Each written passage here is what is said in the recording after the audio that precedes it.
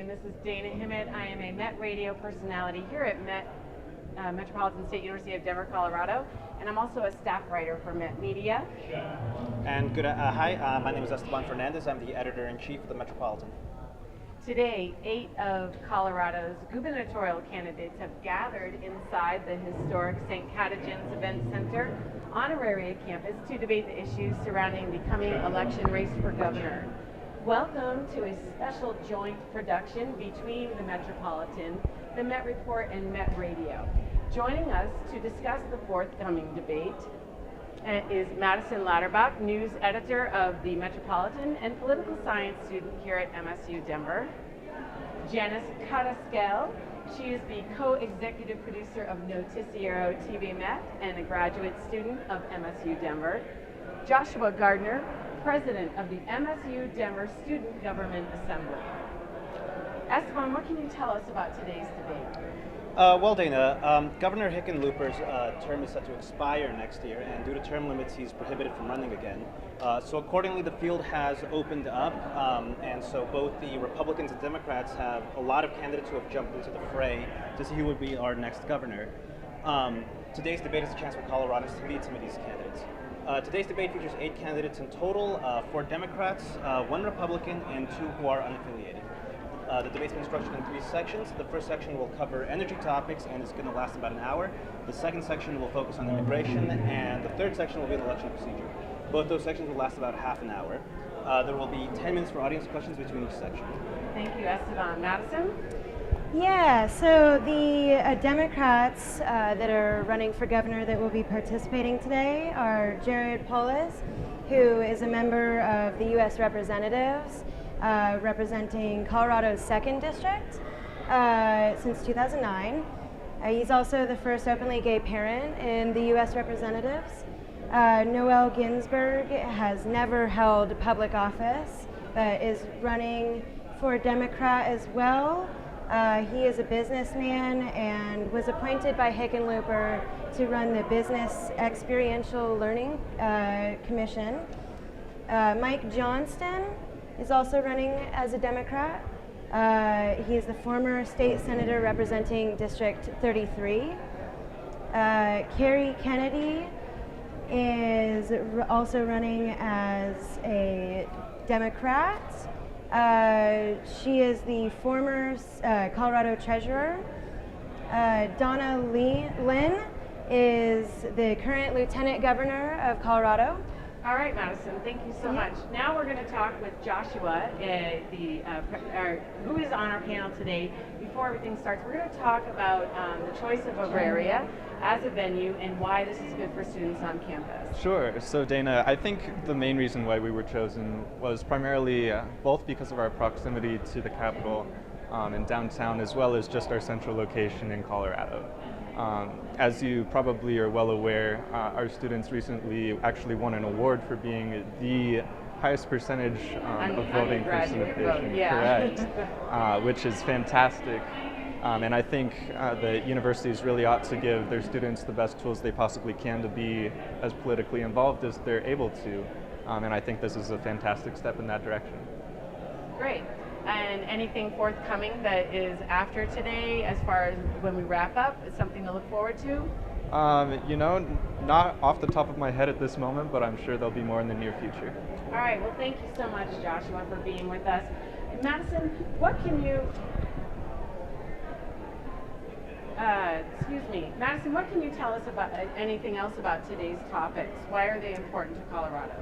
Well, one of the main topics that the candidates will be discussing is energy, including renewable energy. In 2013, Colorado received 66% of our energy from coal, 17% from natural gas, and 17% from renewables. A couple of the candidates do have plans to move Colorado to 100% renewable energy by 2040. So fracking and natural gas is a major part of Colorado's economy, and it provides more than 232,000 jobs and nearly 23 $1.1 billion in wages. It contributes nearly $31.4 billion to the state's economy. So natural gas and oil and coal are pretty important for Colorado's economy. However, we are 11th in the nation for solar, so it's pretty important. Right, thank you, Madison. Janice, Yes. why don't we go into a discussion about immigration? Yeah, so this is a really important issue for Coloradans, mostly because about a quarter of, for example, in Denver, about a quarter of the population is Hispanic, and we also have a huge refugee population that's coming to our state. Most of them are in the Aurora area here in the metro area, but and in the rural areas, we also have a huge population of people that are immigrants and work on the fields. So they all want to know, probably not all of them, How they're going to be affected. yeah, are going to be affected, but they want to know how their family members are going to be affected. For example, the ones who are beneficiaries from ASSET, the policy that Hickenlooper put together to benefit children that are from in undocumented family. They also want to know how they are going to be, what are going to be their policies, if they're going to support DACA students, if they're going to support things like the sanctuary city. So mostly I hope that that's the kind of things that we're going to have a little bit of more details about their policies. Okay, and we'll find out pretty Yeah, soon here. yes. Cassie? Hi. So actually, I think I'm jumping in. Okay. Well, that's fine. I apologize. No, that's fine. You're okay. So President Gardner had to leave our panel to open the debate, and taking his place is Cassandra Ballard, web editor of the Metropolitan. Cassandra, what can you tell us about the election portion of the debate? So the election portion of the debate, I think, really is going to make a difference because, honestly, Hickenlooper has kept a good balance between both our far right and far left spectrum. He has a legacy as Yeah, far he has as a what he's legacy. been doing and how these candidates can build. Well, and he is very strong with implementing more environmental friendly energy sources, while also still holding on to the gas and oil economy we had before, and that Colorado was mostly built off of. Mm-hmm. So I think that right now it's kind of realizing that balance that still needs to be held, because Colorado currently has, I've already said that. well, no, Colorado currently has, we have already said that, you went into that, okay, well, never mind. So we all know how many jobs in Colorado are for oil and gas, and how much of our economy does come from that. But Hickenlooper also does believe that there is such a high amount of jobs coming in different areas that we won't necessarily have to hold on to that oil and gas industry. So he's been trying to implement that in the next 10 years, in his reference to his executive order for the supporting Colorado's clean energy transition. He wants to reduce greenhouse gas emissions statewide by more than 26% by 2025. He also believes that this is going to bring our economy up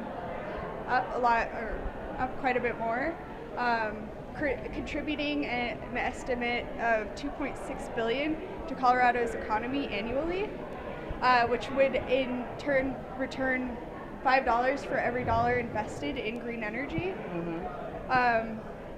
So it's definitely going to be interesting to see what direction a new potential governor will decide to go in, and if they will keep his legacy or if they might try something different. Okay. And what about Hickenlooper on immigration? Hickenlooper has always been very pro-immigration. Colorado's been a very strong immigration state, even with our school right now trying to move to a more Hispanic-serving institute. So I think that it's a big part of both our economy and also the identity of Colorado to be pro-immigration. It will depend solely on how the new governor decides to handle things. Yeah, it'll be interesting to hear what they have to say about how they would change what they wouldn't change.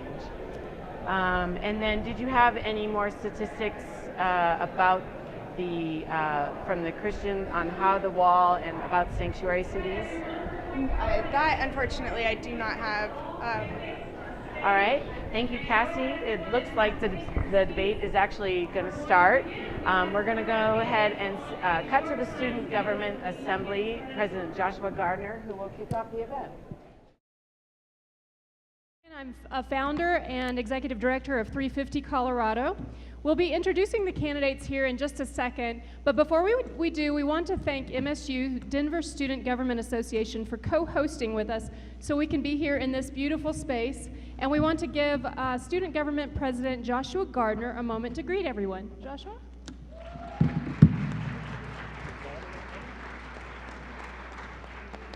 morning, everyone. Is this on? Awesome. Cool. Well, thank you all very much for being here this morning on a Sunday. It's awesome to see you all out here. As you heard, I am the president of the Student Government Association, and how appropriate it is that we'd have it on the Auraria campus, where MSU Denver students actually just recently won an award for the highest participation of undergrad voters across the country. So anyway, I just wanted to say thank you again for being here, welcome, and I'm going to turn it back over to our moderator and just enjoy the program. Thank you. Thank you, Joshua, for your leadership here on campus. We'd also like to thank the rest of our co-sponsors for today's event. We have 350 Colorado, Alliance for a Sustainable Colorado, CIRC Action Fund, EDF Action, Food and Water Watch Colorado, Indivisible Colorado, Mi Familia Vota, Progress Now Colorado, Sierra Club Colorado Chapter, Strengthening Democracy Colorado, and Together We Will Colorado. Let's give a round of applause for all of those groups. So a couple of housekeeping things. One is if you are sharing today on social media, we want to encourage you to use the hashtag #COGovForum. Again, that's hashtag #COGovForum. Also, if you would like to share a video of this event afterward, we wanted to let you know that the forum is being live streamed from both and will be available afterward on the Facebook page of 350 Colorado and also at mymetmedia.com. Again, that's mymetmedia.com or 350 Colorado on Facebook. So now I'll introduce the structure of today's forum. The rules of engagement for this forum have been designed to ensure that each guest receives equal speaking and exposure time. Each organization is posing one question to all candidates. Each speaker will have 90 seconds to address each question. If a candidate spins off topic, the moderator may come back to the candidates to ensure that they answer the question clearly. The order of speakers will predictably rotate with each topic and/or question. Speakers, for example, ABC, will speak in that order, ABC. Next it will be BCA, and then CAB, and so on, so that the same person doesn't have to start every time. Our timekeeper, she's right down here in the front row. She will help to manage how much of your 90 seconds allotted time you have left. She'll hold up a sign to signal when you have 30 seconds left, 15 seconds, and when time is up. Now we'd like to introduce our moderators. For Energy and Environment, I will be moderating. For Immigration, we have Juan Gallegos from CIRC Action Fund. Juan, would you like to stand up? Thank you. And for Elections, we have Jessica Campbell-Swanson from Colorado Lawyers Committee Election Task Force. Jessica? Great. And now, we would finally like to ask each candidate to please take 1 minute to introduce himself or herself. Thank you. We'll start with you, Noel.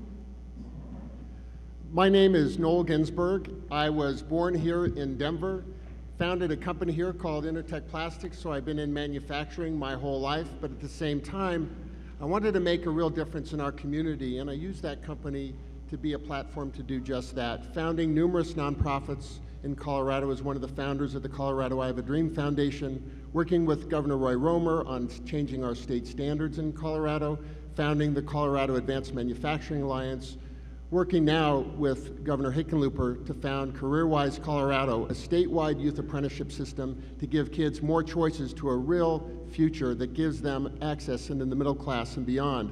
I'm running for governor because I care about this state, and I believe my leadership style, which comes from my heart and my head, is the type of leadership we need to bring this state together and to move us forward. Thank you. Thank you, Noel.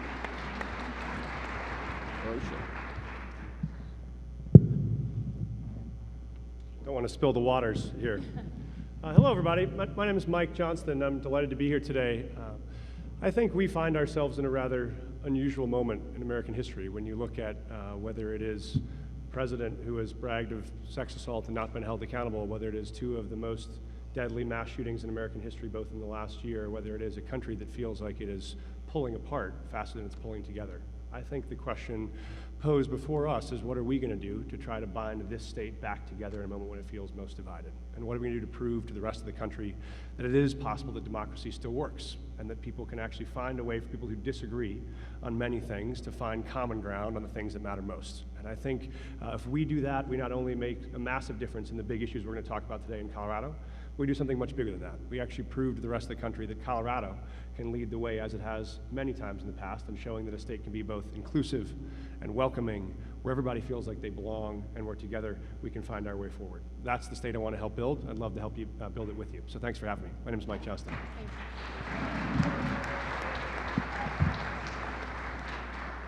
Good afternoon, everyone. Thank you all so much for your advocacy. I'm Carrie Kennedy. As your former state treasurer, I am proud of the progress that we are making here in Colorado, and I am running for governor to continue this progress. But there are three things that we need to do in our state. First, we need to make public education our state's top priority. It is unacceptable that our economy ranks #1 in the country and our investment in education here in Colorado ranks at the bottom. Second, we need to make sure healthcare is accessible and affordable to everyone in our state. It is why I have proposed offering a public health insurance option to everyone here in Colorado. And finally, we need to protect this state, keep Colorado the place that we love. We have gone too long without smartly planning for growth, and that will stop when I am governor. These are the issues that drive me, and I'm thrilled to be here as a candidate for governor. And again, thanks to everyone in this room for the work that you do.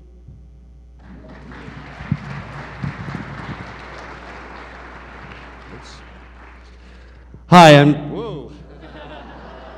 Hello, I'm Jared Polis, running for governor.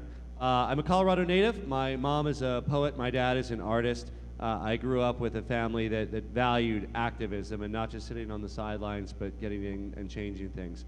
I started my first business in college. I've created hundreds of jobs, met payroll, balanced checkbooks, understand those real world issues that small businesses face.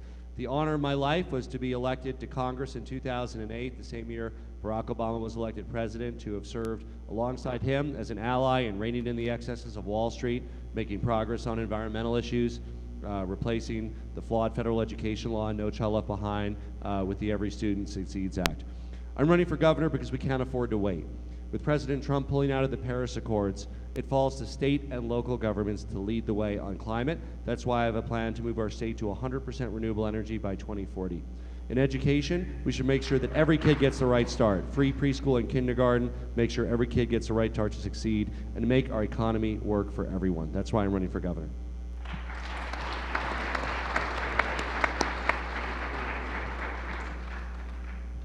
Good morning. My name is Eric Underwood. I'm running for governor of Colorado. I see a lot of familiar faces out here, individual in our revolution. Hey, how you doing? I am running for governor because I believe that the time is now to stop talking in sound bites and speak with actions. We need a governor that's going to be a strong governor that's going to stand up to people, special interests, and everywhere in between where we can get things done. I'm the only candidate here that wants to get rid of Tabor and has a plan to get rid of Tabor. That's right. And I'm the only candidate here that has a free college in-state tuition program that will be paid for at no additional cost to taxpayers. So I look forward to this debate, or forum rather, and I look forward to speaking to you guys real soon. And please go to erikunderwood.com, E-R-I-K, that's how you spell my name, and for more information. Thank you.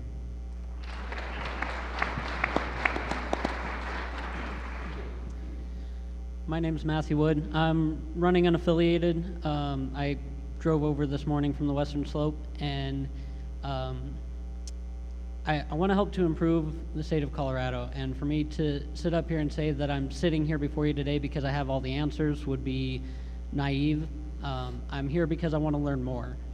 There's a lot that I still need to get more information on, and so I'm here to hear specifically from you guys what you find important, and if there's anything that you feel doesn't get touched on or gets glossed over by any or all of us up here, I want to hear from you guys specifically, because it's not about the person who's at the top, it's about all the people that are down below as well. So Thank you so much. Let's have a round of applause for all of the candidates running for governor who are here today. Thank you. So now we'll begin the first segment of today's forum, which will focus on energy and the environment. Again, I'm Micah Parkin, Executive Director of 350 Colorado, which is an organization with over 15,000 members statewide, 8 local grassroots teams working on community climate and energy initiatives. Before we get started, we wanted to make public and announce our Colorado People's Climate Justice Platform. The platform is a vision document for all 2018 candidates for public office, up and down ballot, and most of the questions for this section are connected with points in this climate justice platform. The platform is undersigned by a broad and growing group of active grassroots organizations based in Colorado. Candidates should realize that the coalition holding up this vision is a powerful, determined electorate. We hope that candidates like yourselves will stand with these groups and endorse the platform. And everyone, you can find it online at peoplesplatform.info. Again, that's peoplesplatform.info. So now on to our first question. Our first question is about 100% renewable goals and was submitted by Food and Water Watch Colorado. Good afternoon. Thank you all for being here. There are over 52,000 hydraulic fracking wells in the state of Colorado, polluting our air and water, harming our health, and contributing to climate change, with little to no say from community members with regard to development. Communities across Colorado have already expressed their extreme opposition to fracking development and a call for a just transition to renewable energy. Food and Water Watch is one of many groups like Colorado People's Alliance that believe strongly we cannot use market-based schemes like carbon taxes to address this issue. They're ineffective, they benefit large corporations, and historically, they negatively impact the most vulnerable communities, communities of color and low-income communities. Instead, we must pass policies that promote environmental justice, protect communities, and put Colorado at the forefront of renewable energy. Our question to you is, will you support legislation that will move us off fossil fuels and mandate 100% renewable energy in Colorado, including solar, wind, and geothermal by 2035? And if you can't, please address what concrete steps you can commit to in your first term that will equitably move us in our communities to 100% renewable energy. Thank you. So we're going to go ahead and start at this end of the table. So Noel, if you would please take it first, and then we'll just move down the line of candidates. Thank you. Again, each person will have 90 seconds to answer, and please watch our timekeeper. First, let me be clear, there's no question that we have to move to 100% renewables in this state The real question is, how do I do that? Now, as governor, by the end of my second term in 2026, I want to move us from 21.8% to over 50%. That is a renewable standard that we can change legislatively or by the voters to ensure that we make that transition. But it's not enough just to have a goal. The question is, how do we do that? First is to change our renewable standards to 50%. Second, I will work with our energy providers statewide to decouple transmission from generation and then modernize our grid to allow for 100% renewables in the future. The reality of it is, our grid today cannot support that. Finally, I want all of Colorado to be able to choose where their electrons come from in the future. So what does that mean? That means if you can choose to get your electricity from wind or solar or geothermal, you should have that choice. There are some states in the country that actually provide that. That's a new idea that can make a difference for Colorado. At the end of the day, though, we also have to make sure that we don't bankrupt our taxpayers and our citizens. That as we make this move to 100% renewables, it has to be done in such a way that we leverage off the savings that is provided by renewables and ensure that we shut down our coal plants in a time frame that works for all of Colorado. Thank you. Thank you. Thank you. I'm not sure where the questioner went, but the answer to your question is yes. So I was the first candidate to come out with a plan to move the state to 100% renewable energy by 2040. So I would say we are 5 years behind your 2035 goal, but 2040 would still make us the most ambitious state in the country. And here's why it's how we do it, and here's why it's possible. The key is by moving to 100% renewable energy, you don't just keep the environment cleaner. You also drive down people's utility costs over time because wind and solar are getting cheaper and cheaper now. And you also drive down people's healthcare costs because you take all the particulates out of the air that are having health effects right now. You also have health savings, and better than all of those, you create 70,000 jobs in the process, right? 70,000 jobs in comparison to about the 1,400 jobs that we have statewide in the coal industry means that's a 50 times improvement in the amount of job creation we can build in the state. And it goes in two stages. The first 10 or 15 years, we want to accelerate by accelerating the closure of coal plants to be able to move to more wind and solar. And already, if you've seen, since we've called for this plan, Xcel Energy has already come out and said they'll accelerate the closure of Comanche 1 and Comanche 2, which means we are already going to be at 55% renewables by 2025 without a single step of the next governor. So I think already raising this question and pushing the industry has shown it's not just good for the environment anymore, it's also good business, which is why the rest of the utilities will come with us. So I think this is going to require leadership. It's going to require the development of battery storage technology so that we have a place to hold that wind and solar when the sun's not shining and the wind's not blowing. But this is a chance to build an entire state industry around this so that we are the leaders nationally and internationally in this emerging economy, not in a dying industry. Thank you. Thank you. So I believe, as I think most of you do, that climate change is the most pressing issue of our time. CO2 concentrations in the atmosphere today are 25% higher than they were on the day I was born. It isn't just enough. Yes, of course I support getting us to 100% clean, renewable sources of energy. I have called to raise the state's renewable energy standard now and continue to raise it so that we reach that goal. But long-term aspirational goals aren't enough. The real question is, what do we do over the next 4 to 5 years?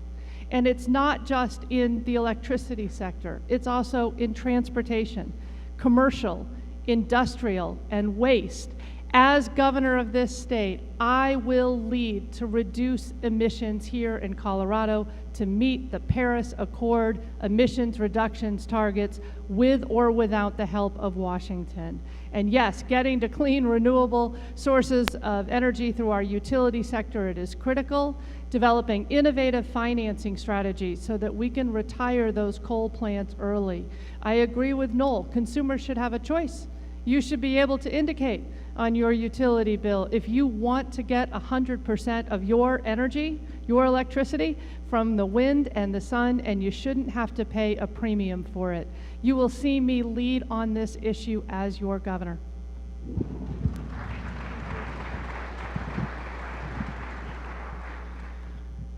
We must act now on climate. We can't afford to wait. And it's not only for climate, it's also for clean air. It's for green jobs that can't be outsourced. It's for green technology that'll provide jobs here in our state. I have a plan to get us to 100% renewable energy by 2040. Is it possible to do sooner? And I appreciate some of the advocacy groups pushing 2035. When can we do it? It is possible. Depends on the future development of technology. Our plan to do it by 2040 is a conservative plan. We only assume there's going to be continued improvements in technology at the same speed they've been occurring. A governor is key in this, and your choice for governor is critical, because the governor appoints the members of the PUC. I will support and appoint members of the PUC who support this renewable energy goal. Encouraging rooftop solar, ensuring that homeowners and schools get full retail for energy that they're feeding back on the grid. Like California, I want to have a state contingency fund for PACE, allowing solar and energy home improvements to be built into to mortgage and finance at a much lower rate than commercial rates. I want to expand state energy performance contracts to make sure that the state can conserve energy. And of course, we care about the people that work in coal, that work at coal power plants. We can use bond markets to recapture stranded coal assets to make sure that we have the ability to retrain and redeploy skilled workers in coal-powered plants and coal for good jobs in the renewable energy sector, which will grow in our state.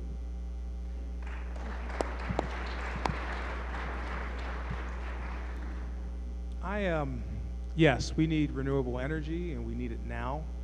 I grew up in a single-parent household, and I know what it feels like to be left out of something, and this is where I'm going with it. I am for clean and renewable energy, but what I don't want is for the people who are in the sector, like, you know, friends of maybe Jared or Mike, to get super wealthy and leave out rural and urban Colorado. Because we can solve this problem here in the state by bringing everybody together and making sure that rural Coloradans and urban Coloradans have access to opportunities to innovate in this sector too, because they matter. And so we need a governor that is not going to make sure that, you know, this cronyism continues. We need to make sure everyone has access to opportunity in these clean energy.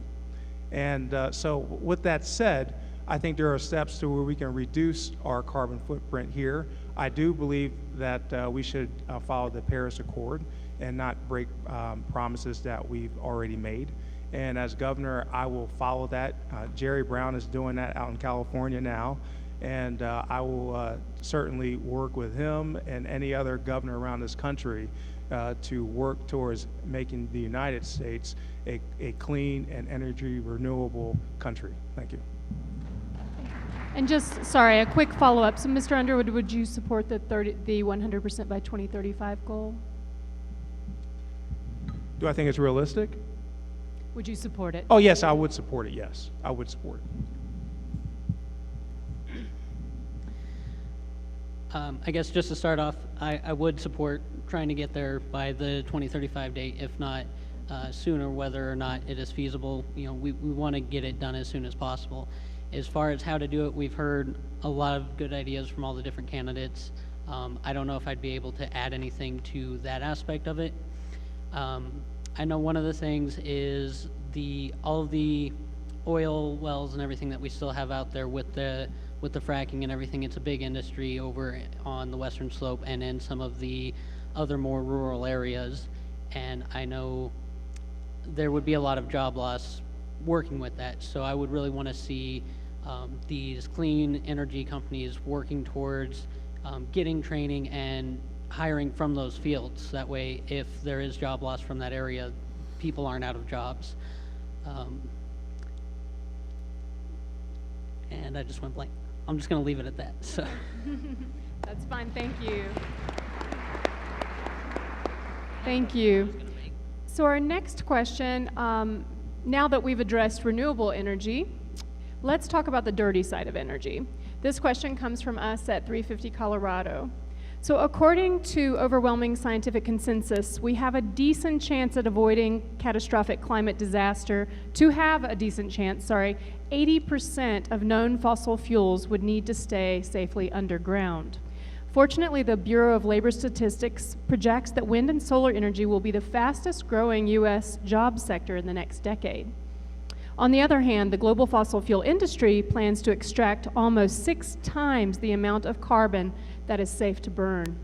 If elected, what specific mechanisms will you utilize as governor to ensure that Colorado does its part to achieve emissions reductions in line with the Paris Agreement and keeping the vast majority of fossil fuels safely underground? And we'll start this question with Senator Mike Johnston. Thank you so much for the question. I think this is why the importance of having a clear goal that's saying this is where the state is heading. This is why 100% plan by 2040 matters, is as Kennedy said, not because you'll accomplish this in the first day or the first 100 days and the first 1,000 days, but you have to begin. That's how you put a man on the moon. That's how you get to an entirely renewable economy. And so I think that's why these goals matter, and that's why you can move in a dramatic way. But I've done 2 things in addition to that. One is I've said, yes, of course, Colorado should back and join the Paris Climate Accords, but Colorado is already ahead of the Paris Climate Agreement with our current successes, so that's not enough. I've gone farther and said Colorado should join what's called the MOU under 2, which is the Memorandum of Understanding by some states and many countries who have said they will make a commitment that over the next 100 years they will adopt policies that prevent the Earth's temperature from increasing more than 2 degrees Celsius. That means you have to have a comprehensive plan that is both about the electricity grid, it's both about fleet vehicles, it's about alternative sources in all facets of the economy, and it's that you're paying attention to the actual outcomes that matter, which is the Earth's temperature warming, and what are we doing to contribute to it, and what can our state do to say if the federal government is not going to lead in this instance, then the states will lead ourselves. And we'll not only lead courageously as Colorado, but we'll look to other states in the Rocky Mountain West who want to join us to say we're going to build a coalition with or without the president to make sure that Colorado both honors Paris and goes farther by containing the growth of the Earth's temperature over the next 100 years.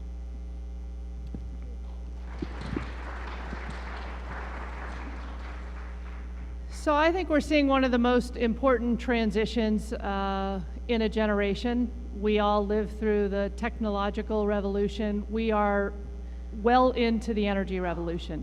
And businesses right here in Colorado doing global research on the technological advancements in clean, renewable sources of energy, from NREL to the hundreds of businesses that are developing new efficient technologies for wind and solar, positions Colorado as a world leader in transitioning away from fossil fuel-based energy sources to clean, renewable energy sources. And yes, as your governor, you have my full commitment to implement all of the policies so that Colorado reaches the emissions reductions targets that we've identified here.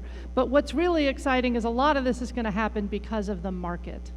Wind and solar energies, the cost has come down so low that it is now in many cases the cheapest source of energy to develop. And that's why we're going to see this shift, and it's the technologies that are produced right here in Colorado that give us an enormous economic opportunity to market these products nationally and around the world and watch this transition happen in our lifetimes.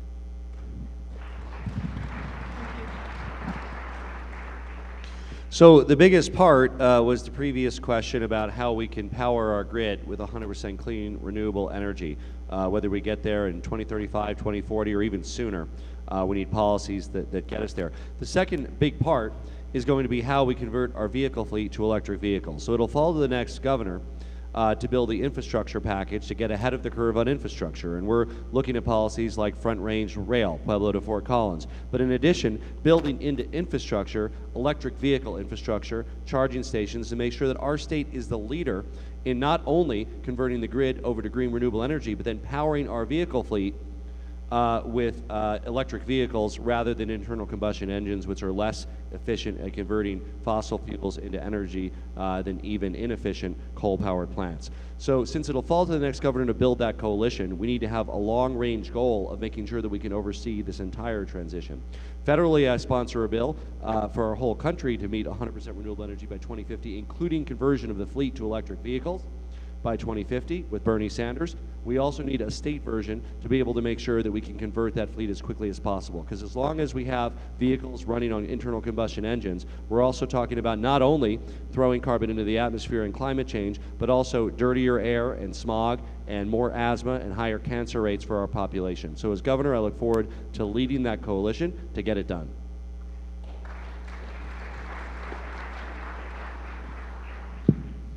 leadership starts at the top, and I agree with Jarrett. We need to convert our state fleet to electric cars, and we also need to look at giving tax credits to builders and businesses who want to implement solar method, for energy use. We have to look at that, and that's one way that we can lead. We also need to look at the Hyperloop. I don't know if you're familiar with the Hyperloop, but there is a concept of having a Hyperloop from Fort Collins all the way to Pueblo. And I think that's something that we need to look at and invest in, because it would save a lot of money for commuting purposes and also time. And we also need to build out our rail system outside of Metro Denver, and we need to take it up through Boulder and other places. So, because our infrastructure problems are getting worse, because a lot of people are moving in the state because they found out that Colorado is a very beautiful state and a great place to live.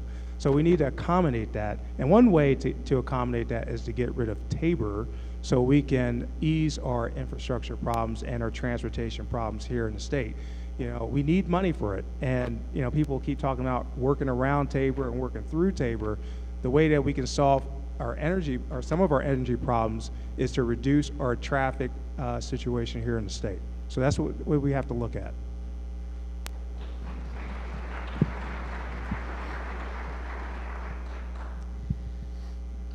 I do agree that things do start at the top, and working in with this. Increasing the renewable energy, of course, is key, but we also need to address the fossil fuels and everything that's coming out of the ground. One of the things I want to be able to do is work with smaller communities. We have smaller communities that have said, we don't want this in our community. We don't want this drilling to happen around here. And there have been examples in the past of cities and towns that have tried to block fracking from their areas, and the current administration going through to try to override that to make sure that they get their way. And so I want to make sure that if you're in an area, you know it better than somebody that doesn't live there. And if you know that that's not going to be good for your area, I want to help to make sure that it doesn't overtake where you're at. Thank you so much. So on to our next question. Actually, not quite. Oh gosh, I'm so sorry, Noel. I'm not paying attention to my own rules. Go for it. There's no question, when we look at the storms that we've had in this country and in Puerto Rico, that climate change is real, that adhering to the Paris Climate Accords is essential, regardless of what our president thinks. But when I came up with my energy policy, it's not enough just to say this is what we will do. I met with the president of Xcel Energy. I went to NREL and spent 3 hours with top scientists there. I brought together a roundtable of environmentalists and professors from CU to find out what is real and what is possible. Because if we don't approach our solutions with real facts, then we have wonderful goals that we will never achieve. So as we move towards 100% renewables, yes, having a 100% clean grid is critical. Having our cars not only electric but self-driving will solve multiple issues, from power consumption to our roads. But beyond that, we have to think about the workers that will be displaced as the energy industry shifts. As your next governor, I will instruct the Office of Economic Development to work with communities in identifying the future for their communities. If you're on the Western Slope, what comes next for your workers? And I will work with the Department of Labor and Employment to make sure that we have resources available to them to retrain. As our economy shifts, we have to make sure not only that we move to renewable resources, but we don't leave those communities behind and the workers that will lose their jobs. Thank you so much. And again, my apologies for skipping you there. So moving on to the next question from Environmental Defense Fund Action. Overwhelmingly, the most popular theme of questions collected from the public was on the topic of fracking. Nearly 25% of all questions touched on this controversial extraction method. A few of these questions were about emissions, but frequently expressed concerns were about risks to public health. Communities across Colorado, such as Longmont, Boulder County, Fort Collins, Broomfield, and Larimer, have attempted to use local governments and municipal ballot initiatives to protect the health and safety of their communities from oil and gas pollution and establish safe setbacks from schools and playgrounds and homes. The Colorado Oil and Gas Conservation Commission continues to approve hundreds of new controversial wells set in neighborhoods while ignoring well over 1,000 health and safety complaints made in 2018 alone. As governor, so this, by the way, will be a two-part question, and you'll have 2 minutes to answer. First, as governor, what would you do to reform the COGCC to ensure that public health and safety and welfare are protected and prioritized? Secondly, would you support increasing the buffer zone between new oil and gas development and homes, schools, playgrounds, and water sources to 2,500 feet, which is consistent with health studies showing increased health impacts like cancer within a half mile? So I'm going to ask Ms. Kennedy to go first. Thanks. Okay, thank you all for the question, and I'm glad we have 2 minutes to answer. First of all, on the Colorado Oil and Gas Conservation Commission, the COGCC has put the interests of the oil and gas industry ahead of the public welfare for too long. Time to change.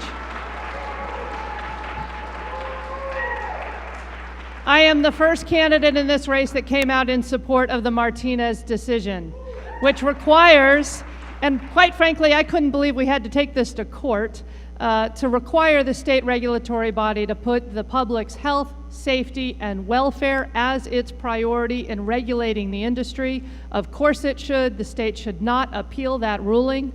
And if we lose that ruling as your governor, I will seek legislation to make that very clear in state law. I also, thank you. I also support local control. We have far too many communities. People have lost trust in this industry, and they need a voice and a say in what happens in their own backyard and outside their playgrounds and next to their schools. So I see the state regulation as a floor and encourage and support our local communities to work with the industry to find some sensible solutions that allow for the development of the resource, but do it in ways where local residents feel that they have power to protect public health, safety, and welfare in their communities. Thank you. Ms. Kennedy, could you also respond to the question about would you support the 2,500-foot setbacks between new oil and gas development and homes, schools, playgrounds, water sources, which is consistent with health studies showing impacts within a half mile? So my inclination on this is local control, and I think in some areas of the state that amount of setbacks probably appropriate. I think in some other areas of the state it may not make sense.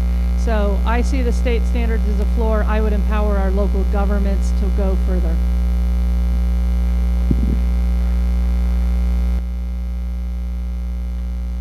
So if you'd like to take just a moment to introduce yourself, and then did you hear our question as you came in? I did. Okay, I can restate it. So if you'd like to introduce yourself, and then the two questions are, as governor, what would you do to reform the COGCC to ensure that public health, safety, and welfare are protected and prioritized, understanding that the governor appoints the COGCC? And secondly, would you support increasing the buffer zone between new oil and gas development and homes, schools, playgrounds, water sources to 2,500 feet, consistent with health studies? Well, let me, if I may take a couple of minutes. I am so sorry, and please accept my sincere apologies for running late. Here I thought I was going to be early, and I find out that I'm actually late. But let me introduce myself. My name is Greg Lopez, and I'm running for governor, but probably the one thing that makes me different from everybody here on this panel is that I'm the only Republican running for governor that decided to show up today and be a part of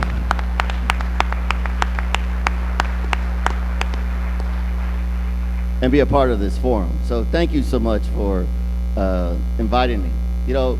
Before I get to answering the question, let me just share with you real quickly why it is that I'm running for governor. And that is because it's about all of us. It's about every single person in this room. And so what I'd like to share with you is that, well, I recognize that I'm probably going to have difference of opinions or perhaps different viewpoints. We all have the same goal. That is to make Colorado a great state, because I believe we all want to live in in a state where life is richer and fuller for all of us. You know, some of you may have seen this before. This is one sheet of paper that has two different figures on it. But let me just share you this thing that I believe in. Coming together is a beginning, which I believe what we're doing here. Staying together is progress, which means we have conversations. But working together is success. And that's what I want to do as a governor. So to answer your questions, if I may, or okay. So let me answer your question as it pertains to the commission. You know, I'm a former mayor, and I understand how commissions work. And one of the things that needs to be make sure that the governor understands is that while he may appoint commissions, he needs to make sure that people are understanding how to apply those rules to make sure that the interest and the spirit of the regulations are being implemented correctly. See, I like to work under you trust people are doing the right thing, but you verify that they're doing the right thing. Too many times politicians will just pass the buck and say, well, I have a commission, they're responsible for all the rules and regulations, and they like to create that buffer. As a governor, I can tell you this. My job is to make sure that every single member that I appoint understands that they are a public servant, that they must focus their decisions on how it's going to enhance the quality of lives and minimize any negative impacts that we may be facing. So that's what I would do as it pertains to that commission directly. Now, as it pertains to the setbacks, I am probably one of the few candidates that understands land use and zoning and master plans and community development. Being a mayor of a small city of the town of Parker, how many of you have been to Parker, Colorado? Yeah, I like to tell people that, you know, everything you like about Parker, I probably did. Everything you hate about Parker is probably the next guy that came in behind me. But here's the thing. Setbacks are important. Setbacks are important from the standpoint because you need to create a buffer that allows people to feel safe and secure as it pertains to what is happening next to them. You know, as it pertains to the distance, I think I would have to evaluate, you know, what is the driving factor of that number, because perhaps it should be smaller or perhaps it should be a little bit larger. But setbacks are important, and it's an important discussion to have. And we had one quick just housekeeping thing, just to keep us running smoothly on time. We wanted to ask everyone to hold your applause between candidates until the end of all candidates. Thank you. Well, hello? Okay. Well, all my life I've taken on powerful special interests, whether it's taking on lobbyists in Colorado by passing ethics reform. In Congress, I've taken on the big insurance companies by supporting single-payer health care. And I've stood up to big oil and gas to protect Coloradans, both here in Colorado as well as in Congress. My position has been consistent and unwavering. We need to protect Coloradans with setbacks that protect our health and safety and make sure that local communities and families have a seat at the table around when and where fracking is done. I will appoint COGCC commissioners that share those values of implementing and operationalizing the Martinez decision, which makes sure that we look at health and safety first. I want to make sure that we can implement better local control to make sure that communities have a seat at the table around decisions that affect their quality of life and their future developments. No one has worked harder to protect Colorado families from residential drilling, starting with when I first learned about fracking, when they put some down near an elementary school in Erie about 10 years ago, to having been fracked myself, where my father-in-law lives in a home I own in Weld County, 800 feet from our front door. So I know whereof I speak. It's a difficult battle. I've had more losses than wins, but that's okay. We learn from losses too. Going forward, I think that we can find a better way to protect the health and safety of residents of our state, as well as make sure that we have strong jobs and growth. I'm sorry, Representative Polis, could you also speak to the 2,500-foot setback in relation to the health studies? I've been that on show the the record and have supported personally and financially 1,500 and 2,000-foot setbacks that allow homeowners to have it closer if they want through surface use agreements. I will, continue to support policies that I've historically supported.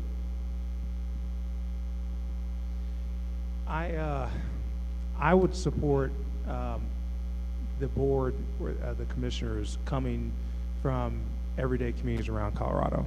So I would, it'd be just people like you and me on these boards, because I think the people ought to have a say and a voice instead of people with special interests, and that's very important to me. And I'm also not taking any money from any oil and gas representatives or people. I think that's very important. And so with that said, I think there should be a state law where fracking companies must disclose what kind of emissions they're emitting, you know, and they have to disclose an environmental study, because that's very important. And I think we also need to look at, and this environmental study would come from a third party, so it's not biased. And I think that they would have to disclose that to the community before they go in and frack. And because it's just very important, our environment, we have to protect it. Colorado's a very beautiful state.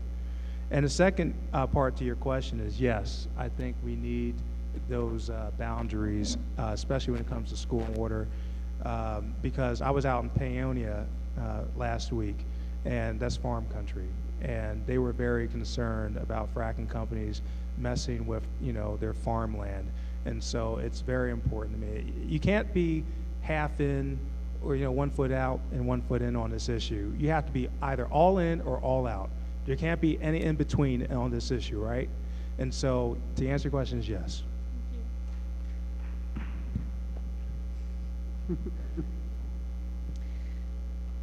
All right.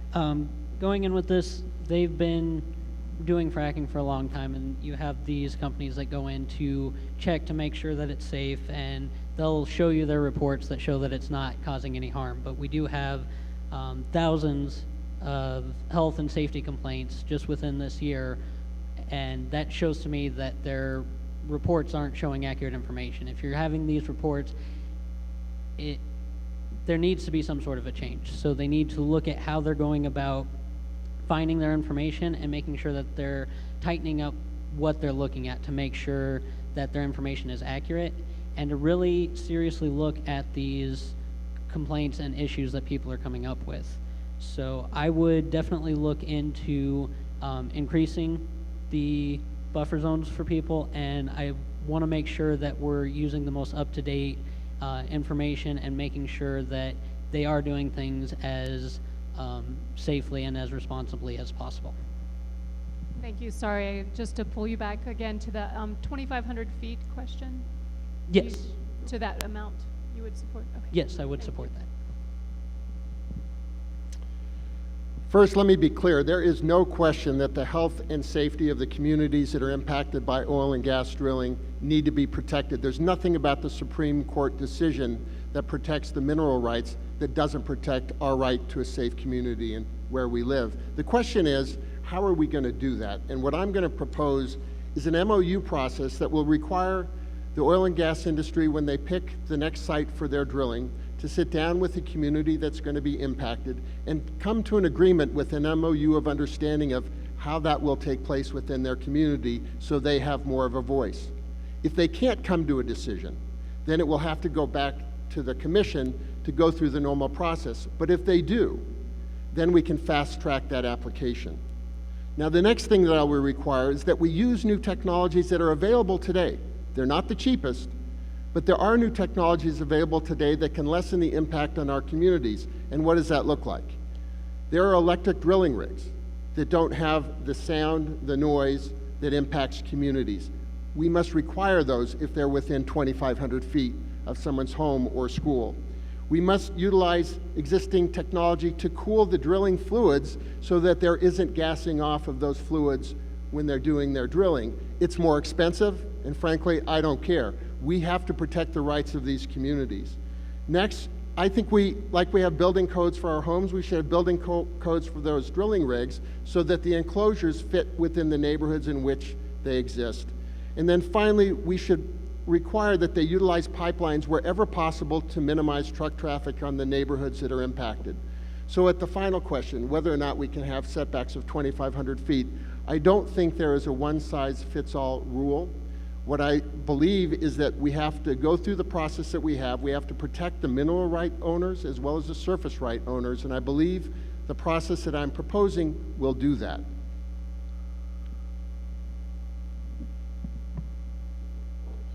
Thank you. Agree with much of what's been said. A couple things I want to add. I do think it's critical that we have an oil and gas commission who sees that their charge is absolutely first and foremost to protect the health and safety of Coloradans. That has to be the most important thing to do. Proud to support that case, proud to lead the implementation of it. I think there are three major things we have to think about. One is, how do we make sure when there is drilling, one, that it's not in places that are environmentally sensitive, right? Places like the Thompson Divide or others that are natural landscapes we want to be able to protect. Those shouldn't be drilled at all.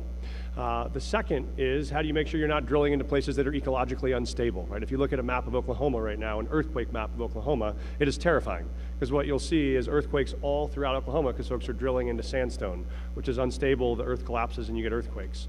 And the third is, yes, you shouldn't be drilling too close to where people live. And I think the big issue that's been not raised yet is that this is a question not just of drills coming to homes.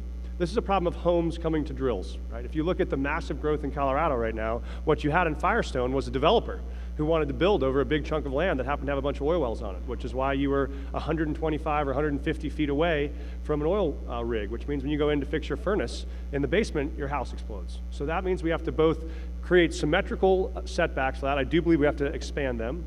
And we also have to increase safety. We have to increase the number of inspectors that are going to inspect those, up to 800 to 1,000 orphaned wells in the state, just like the one in Firestone that have not been capped right now. We have to make that a top priority, including potentially excavating some of those old pipelines out of the ground so they're not going to risk people long-term harm.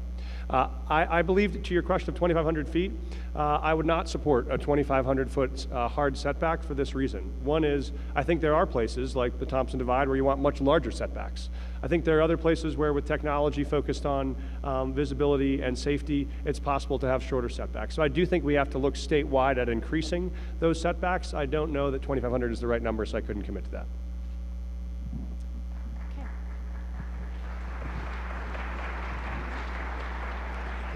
All right. Thank you so much. So the next section is going to be a lightning round, we call it.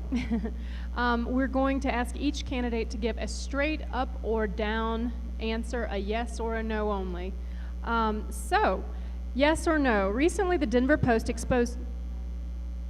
Oh yes, it's just a straight up or yes or no. So as long as it takes to say that, I guess. Okay, so yes or no. Recently, the Denver Post exposed how, over the past 4 years, the oil and gas industry poured $80 million into elections, campaigns, and ballot initiatives. This Tuesday, communities across Colorado overwhelmingly rejected another wave of this money to approve ballot initiatives and elect candidates that prioritize public health and safety. Will you pledge not to take money from the oil and gas industry? Taking this pledge not to take money from the oil and gas industry means that a candidate's campaign will adopt a policy to not knowingly accept any contributions over $200 from the PACs, executives, or front groups of fossil fuel companies, whose primary business is the extraction, processing, distribution, or sale of oil, gas, or coal. So let's see, we'll start down there with you. Okay, in honoring the spirit of the request, no. Yes. I will not be taking any money, zero money. If they give it to me, I'm sending it back saying no thank you. I will not be accepting any contributions. Yes. No PAC money whatsoever. I'm not accepting any corporate PAC money or corporate lobbyist money, including from the oil and gas industry. Thank you all so much for your honesty. Not confusing on whether a yes was a no. We will go back to the 90-second answer format for this last question. This last one is brought to you by the Alliance for Sustainable Colorado. We recognize that there are many communities who feel that their livelihoods are tied to existing fossil fuel industry, and we want to be sure that these workers have programs and opportunities to allow for a just transition. We also know that low-income communities and communities of color have historically borne the brunt of industrial pollution, power plant pollution, transportation pollution, and all forms of toxic contamination. As Governor of Colorado, how would you ensure that the state transitions to a clean energy economy in a way that is equitable and does not leave marginalized communities and rural areas holding the bag? So, and I apologize that I'll have to leave after this question. As the organizers know, originally we were told a different time for the debate, so I have several things on my schedule that I have to get to that I'm already late to, but I enjoyed visiting with you. I want to thank the hosts for this. Environmental justice is social justice. We need to make sure that everybody, regardless of their economic background, race, ethnicity, is able to grow up in a clean neighborhood where they're not exposed to toxic air or toxic chemicals. We also need to make sure that people that work in fossil fuels, whether it's in coal or extraction or mining, are able to have jobs in the new green renewable energy economy, whether it's efficient advanced manufacturing, whether it's green energy jobs that can never be outsourced. We need to map the skills of people that already have those skills, that are doing the work in the fossil fuel industries, to make sure that they have every bit as much, if not more, opportunities in the green energy economy. We need to make sure that no Coloradan has to worry about growing up sick simply because of where they live, whether it's near a plant that spews toxic air into our environment, or too close to a fracking pad where they might be subject to the leaks of the air or contamination of the water. As governor, I will work hard to create an inclusive vision for our state that protects everybody, because I truly believe that for us to have a state that reaches the social justice goal we have, environmental justice has to be a big part of that. You can learn more at polisforcolorado.com, and I enjoyed visiting with you today. Thank you very much. And again, thank you for attending, and we understand you have to leave early, and applause was okay since he's leaving, but let's hold the applause between candidates. Thank you. It's good to see you.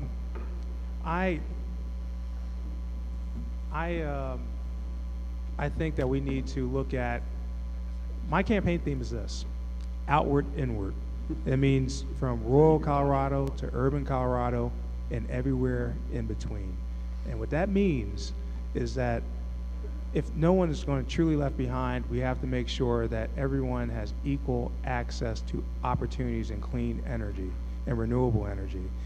And some of these ideas could be simple as providing tax credits to companies that will build solar, wind, turbine engines, whatever, in these communities that are hard hit, like Pueblo, Grand Junction, and other areas around our state that need access to opportunities and to bring these families up into the middle class. We also need to be tough on companies that do not follow and play ball in our rules and regulations in terms of the environment. We have to call these companies out and make them get in line so that we can enjoy Colorado for many years to come and for our families. So the thing is, we need to make sure that everyone has access to these opportunities and not be susceptible to cronyism, making our friends rich in the energy sector. We need to spread the pie around for everybody, and I mean everybody. Thank you. So when we're looking with the pollution and everything, as we work towards getting better with the clean energy, it is going to help that in and of itself. As we talked before, moving towards there, we want to make sure that we don't leave people behind that are working in those oil and gas fields. And so we talked earlier about trying to come up with training programs or incentives to have the clean renewable energies hire from those fields to start with, to make sure that people aren't necessarily losing jobs and they can have a smooth, easy transition. So it's definitely important. We want to make sure that everyone has the ability to grow up healthy, and we want to make sure that we're helping everybody to continue moving forward. This transition in our economy to clean energy is actually an opportunity for rural Colorado if, as leaders, we take the initiative to ensure that we have a training system in this state that can help people pivot to those new opportunities. In the last year, I founded one of the first in the country statewide youth apprenticeship system to help train our young people towards middle-class jobs, not just in advanced manufacturing or IT, but across over 230 ultimately pathways of opportunity. With doing that, it will also require the modernization of our community college system, which is at the heart of that retraining that will be required. It's not enough just to say we're going to provide those jobs. I have been working on this my entire life.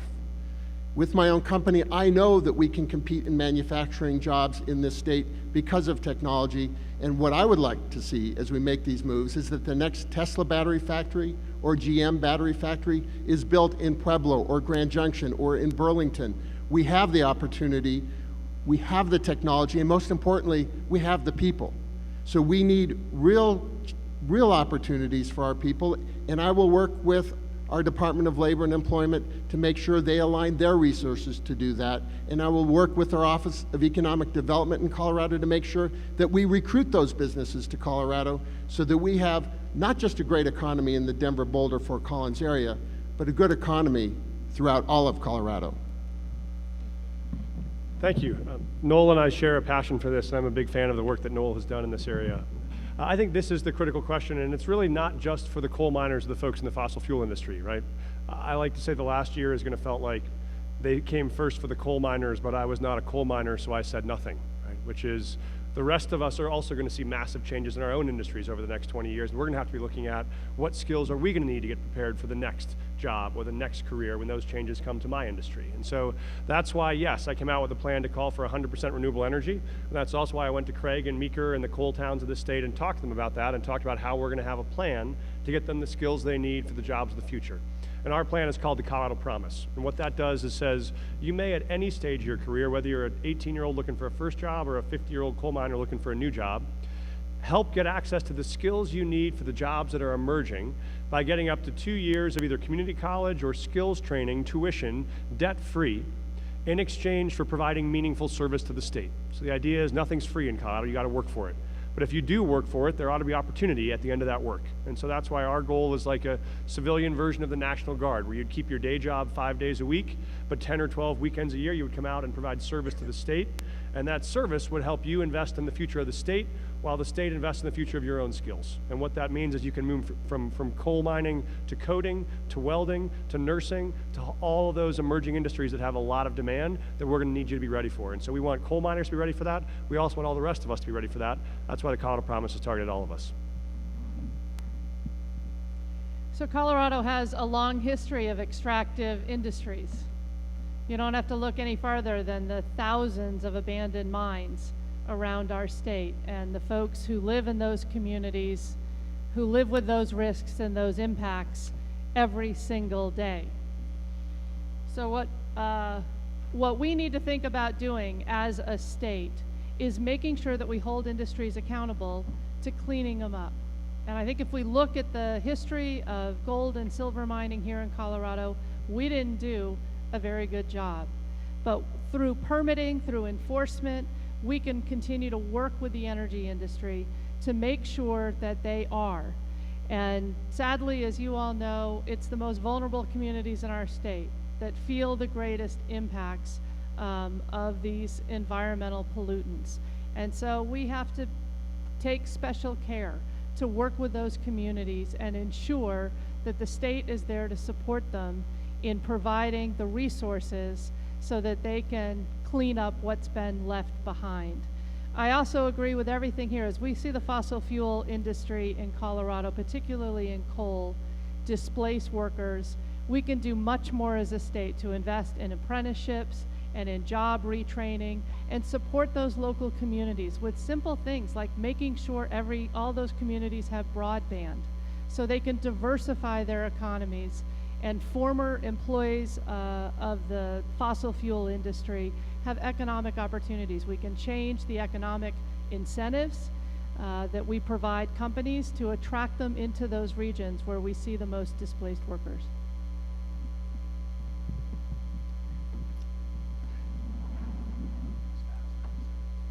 You know, when we talk about jobs and displacement, you're talking about 65,000 families. And when you talk about the technology and where we want to go, Colorado is known for its richness in education and its richness in technology. But as it was said earlier, you know, our world is changing, and our skill sets need to change.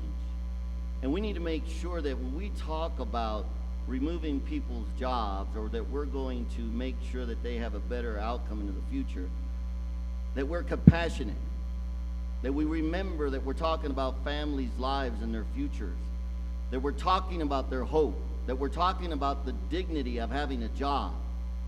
It's important for us as a people that we never put material items in front of the values that make Colorado great. One of the things that we should always remember is that regardless of what job or what industry we're talking about, we are going to be at risk. So it's important for our educational system to work hand in hand with our small business community that can be mentors to those young minds that perhaps are not going to go to college, that are not going to get those degrees, but they need to also be able to live the American dream, and they need mentors. They need people that can teach them skill sets that they can provide for their families, whether they're plumbers, electricians, auto mechanics, whatever it may be. Let us stay together as we walk into the future of what is yet to come. On behalf of all the organizations behind this section, thank you to all of the candidates for your participation. We very much appreciate you all showing up here today, and we look forward to seeing you on the campaign trail. Let's give them all a nice warm round of applause.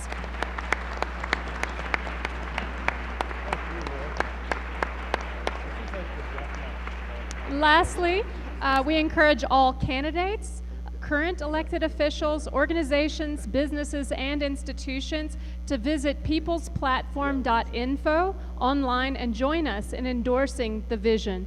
Please, now let's give a warm welcome to Juan Gallegos of CIRC Action Fund, who will lead the immigration section of today's forum. Thank you all so much.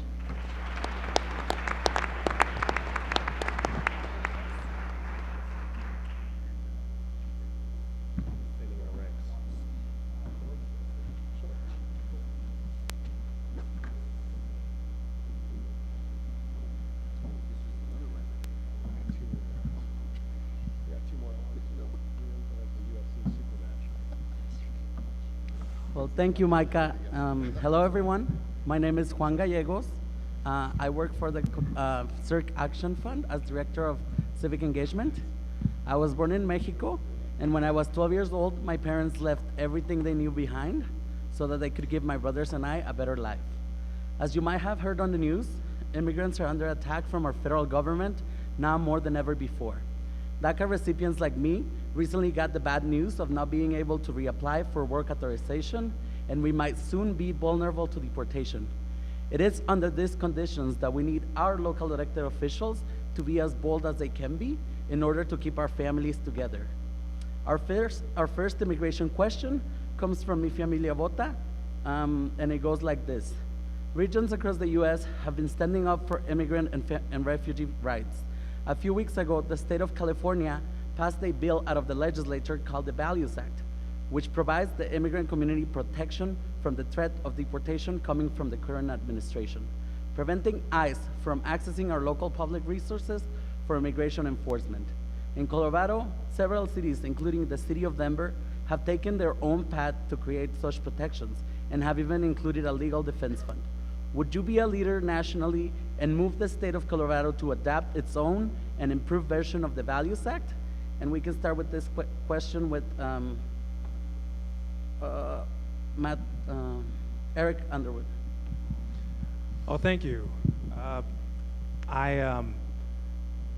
Immigration is actually part of my platform. In fact, I'm the only candidate here that has a immigration plan for undocumented immigrants, and it's called Come Out of the Shadows program. The Come Out of the Shadows program is a program that will allow undocumented immigrants to become state legal residents here in our state. And through this process, you pay into a program fee and you stay out of trouble for 2 years. You will become a state legal resident, and that program fee actually helps subsidize a state advocate that will help undocumented immigrants to become a U.S. permanent resident or be a U.S. Citizen through a process. So if Washington is unwilling to act, then I'm going to act as governor. I am not going to kick this issue down the road for someone else to deal with. That is something that we can do here in the state. With DACA being toyed with in Washington, D.C., it's just the right thing to do that I know we can do here in the state. Colorado is a welcoming state. It is a state full of opportunities for everybody. And I want to make sure that everyone has equal access to opportunity, and undocumented immigrants will be treated just as well. And so we want to weave undocumented immigrants into our state flag. So go to my website for more, but I do have a plan on this. Thank you.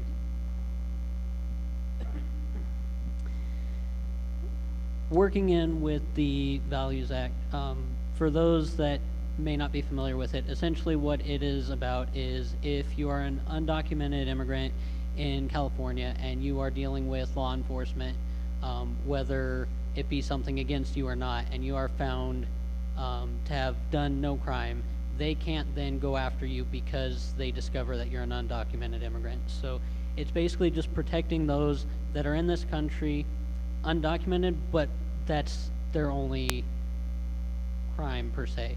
So in America, this is a country that's built on immigrants.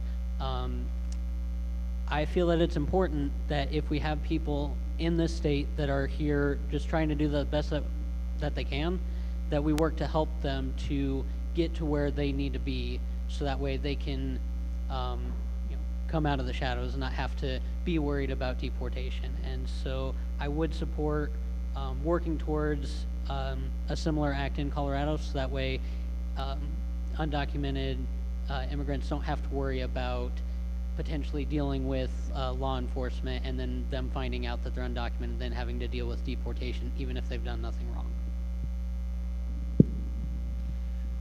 This is one area where I simply can't compromise. We have to protect the rights of all people.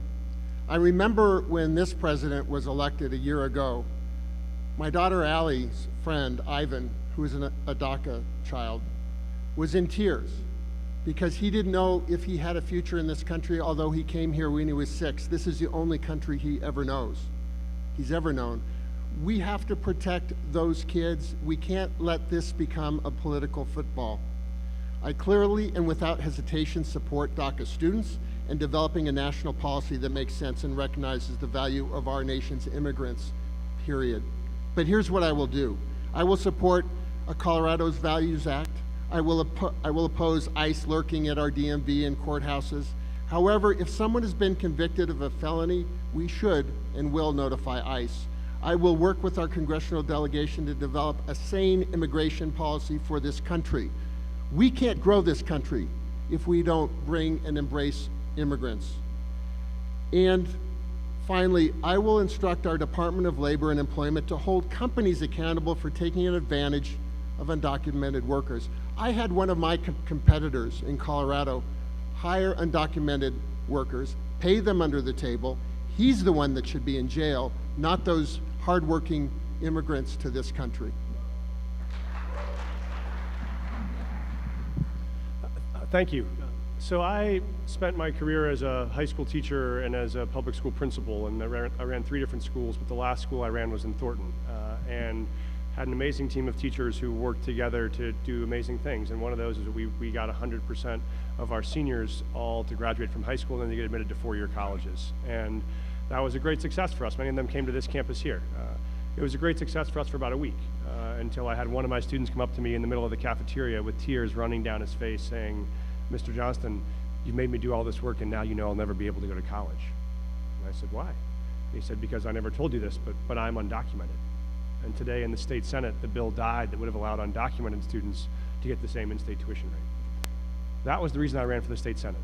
That was the day I decided to do it, because I wanted to be a part of changing that law and worked with CERC and others to finally successfully pass the asset bill to make sure undocumented students could have a real chance at the American dream. So that got me into politics, that's kept me in politics, and I'm certainly not going to turn back now. So here's what I said at the rally with Dreamers the day that the president announced that, which is the president is going to assume that we are going to be the hands to implement the wishes of his cold heart, and we will not do that in Colorado. And so what I have said, Please hold your applause till the end. is that when I am governor, we will not use a single state dollar to allow Dreamers to be transported. No Dreamer will be detained in a state facility. No sheriff's office will transport them, and no dollar will be used to move them, because those are our students, our teachers, our nurses, they are our neighbors, and we're going to fight to protect them.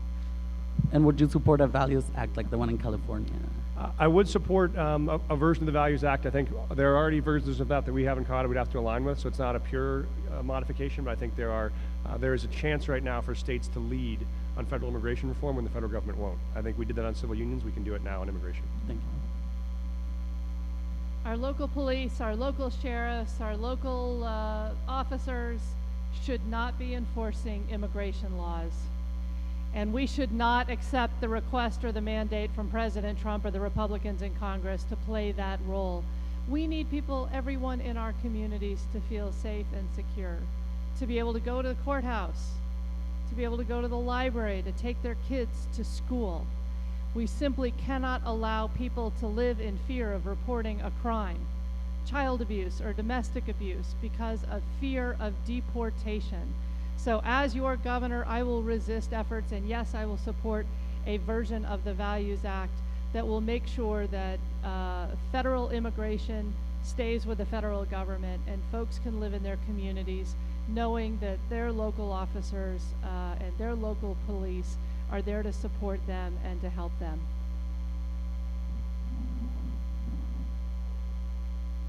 You know, America was built by individuals that were trying to get away from something. We all have a story. Every single individual here in this room has a story. You know, I come from migrant workers. My dad was a migrant worker. He had a 6th grade education, never learned how to read and write. My mom has an 8th grade education. We worked in the fields until we were 5 years old. But here's the deal. I've spoken with a lot of immigrants that have become citizens. And they ask me, why is it that I can go through the system, yet we allow others to perhaps not follow the system? If we are a land of equal opportunity, then we must ask everyone to really follow what we ask them to do. Now, why are we facing this issue? Because we have lack of leadership in Washington, both sides of the aisle. Both sides of the aisle have to show that they have no courage on how to move forward with this issue. I think what we need to do as a people is to make sure that we hold our political officials accountable. As governor, what I would do is work with the Colorado delegation to make sure that we once and for all answer this issue, not 50 states at a time, because America stands united. It's not about what state does something different than the other state. It's about us making sure that we come together as Americans to protect our values. And would you support a Values Act like the one in California? Excuse me? Would you support a Values Act like the one in California? You know, I support legislation that protects the dignity of individuals. You know, but oftentimes you find this. Our friends, our neighbors are pulled over for a traffic violation. Before long, as Americans, they're facing other issues as well. Thank you. Under the 2013 Colorado Road and Community Safety Act, undocumented Coloradans gained the right to a state driver's license. By March of 2018, the Joint Budget Committee expects 66,000 licenses to be issued, which will trigger an automatic decrease from 3 participating DMV offices to only 1. This automatic decrease is the result of a footnote in the 2017 budget, which is on page 174, and it will drastically reduce access to driver's licenses for undocumented drivers. As noted on the governor's 2017 budget letter, the authority to enforce or ignore footnotes belongs to the governor. As the leader of the executive branch, would you choose to enforce the Colorado Road and Community Safety footnote in the 2017 budget, or would you instruct the Department of Revenue to maintain or expand the current number of participating DMV offices? And we can start at the end. Excuse me. All right. We've already talked a little bit about undocumented immigrants. They are an important part of our country, and so helping them to be able to do what they can to be productive is something that we need to look into. I do agree we need to work towards making sure that they can become full citizens, but until that time, doing things that limit their ability to just live a normal life isn't going to be helpful. So as far as I can see for right now, I don't see any issues with limiting the number of facilities that offer the driver's licenses, and I would leave it at the 3 that it is right now. Thank you. The frustrating part of the political process sometimes is that people slip in those little footnotes, things that are really designed to divide us rather than to do what was really originally intended. In this particular case, I would want to, one, ignore the footnote and expand the number of DMV offices that can provide licenses to undocumented workers. Why wouldn't we? What is the case to reduce them? I just don't see it. Okay, I'm going to talk fast because this one fires me up. So I was the sponsor of this driver's license legislation in the Senate, and then I chaired the Finance Committee where we oversaw the process. And let me tell you what this means. Not only does it mean that my high school students would have to park 6 blocks away in the neighborhood and then walk to school because they couldn't get a parking permit in their own high school parking lot because they didn't have driver's licenses, but it's much worse than that. Three DMVs is actually not enough. You need more than 3. What's happened right now is the number of licenses that will be required to be approved over the next 3 years, there's not enough time available for those folks just to reissue their licenses. And here's the worst part. They are paying fees for all this, and there's extra fees in the state budget available that they are paying. So I'll tell you what's happening. We did our first and only, I'm a fluent Spanish speaker, so we did our first and only all Spanish language town hall 2 weeks ago on this topic, and folks came to me in tears because there is now a coyote industry in driver's license appointments.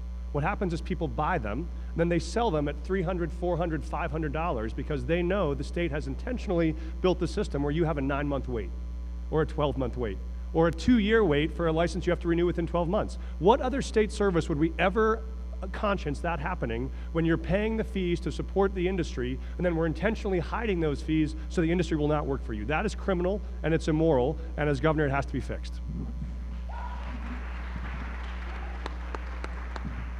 As your governor, I would ignore that footnote and push for permanent statewide expansion of motor vehicle offices that offer licenses to undocumented drivers, because it makes all of us safer when everyone who's on the road has a driver's license. It is a mistake to close the offices in Colorado Springs and in Grand Junction. It ignores the needs of immigrants throughout our state. And let me just add, I'm married to an immigrant. The hateful and demeaning rhetoric that we hear coming out of our president and out of the Republicans in Congress towards people who give so much to this country and to this community, it is personal for me and my family, and it has no place in Colorado.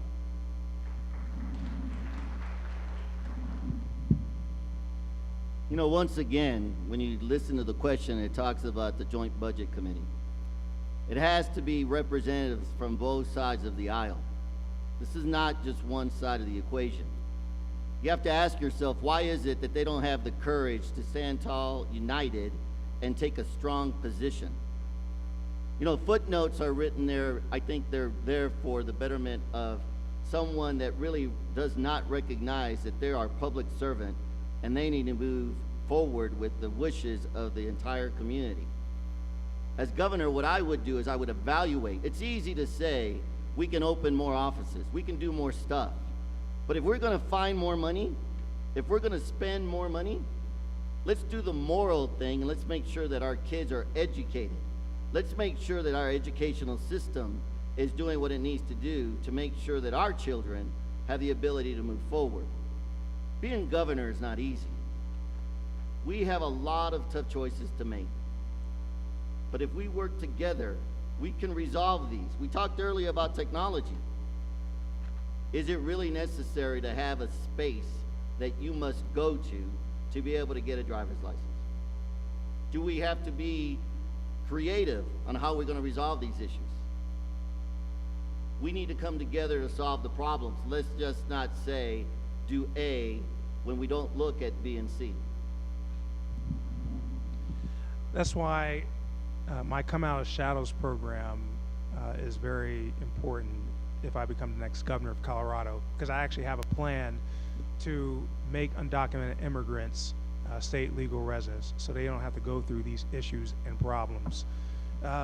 You know, of course, I would expand and ignore that footnote and direct you know, the departments to expand more centers where people can have access to, you know, where they can get driver's license. That's just the right thing to do. I mean, that's just, you know, absurd that we would have to have the governor to have that, ignore that, when the state legislator had the ability and the authority to just implement that for themselves. It's absurd. I mean, and what's also absurd, what it is, you know, around the country, even in certain states, they're reducing polling places and other things, and making it harder for people to go vote. And so I look at this as a dog whistle approach to make it hard for the people that is really targeting, and we need to stop it, and we need to stop it now, especially in our great state of Colorado. I put this on the state legislators' shoulders because they should have done better. But yes, as the next governor, I would ignore that, and I would enact my Come Out of Shadows program so we can have undocumented immigrants living with all of us without the fear of anything else.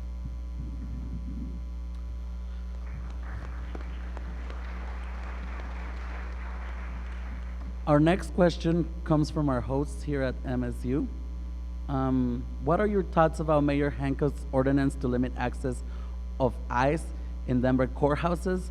And how does your administration commit to working towards similar statewide policy to protect Colorado's immigrant community? And you start. I support the mayor's action to prevent ICE from going into our courts and arresting people. On my many travels around the state, I was in Telluride and spoke to an attorney who represented a young woman who was in court, has 3 U.S. citizen children, some under the age of 3, and she was arrested and taken down to Denver from the courthouse. There was no one there for her children. That type of behavior seems more like something you would have found in Nazi Germany than in Colorado. Those types of policies have no place in Colorado. What the mayor did is the right thing. We need to expand that throughout our entire state. But more importantly, we need to have Washington do their job and to pass the type of reforms that are necessary that give people the path to a legal status in this state and in this country, that hold businesses accountable for hiring people that they knowingly want to take advantage of because they're undocumented. They're the ones that should be punished. So we can make a difference if we're willing to lead on controversial issues. It's no longer appropriate to just sit back and let it be somebody else's problem. Thank you. I'm going to say yes, quickly, I do agree that we want to be able to create safe spaces around the state where folks can access key public services. If you talk right now to school teachers, they'll talk about how much attendance went down in the last half of the year because you had parents who were afraid to drop kids off at school because they were afraid to get picked up in the way. That doesn't help anybody in this community, so the state's got to do more about that.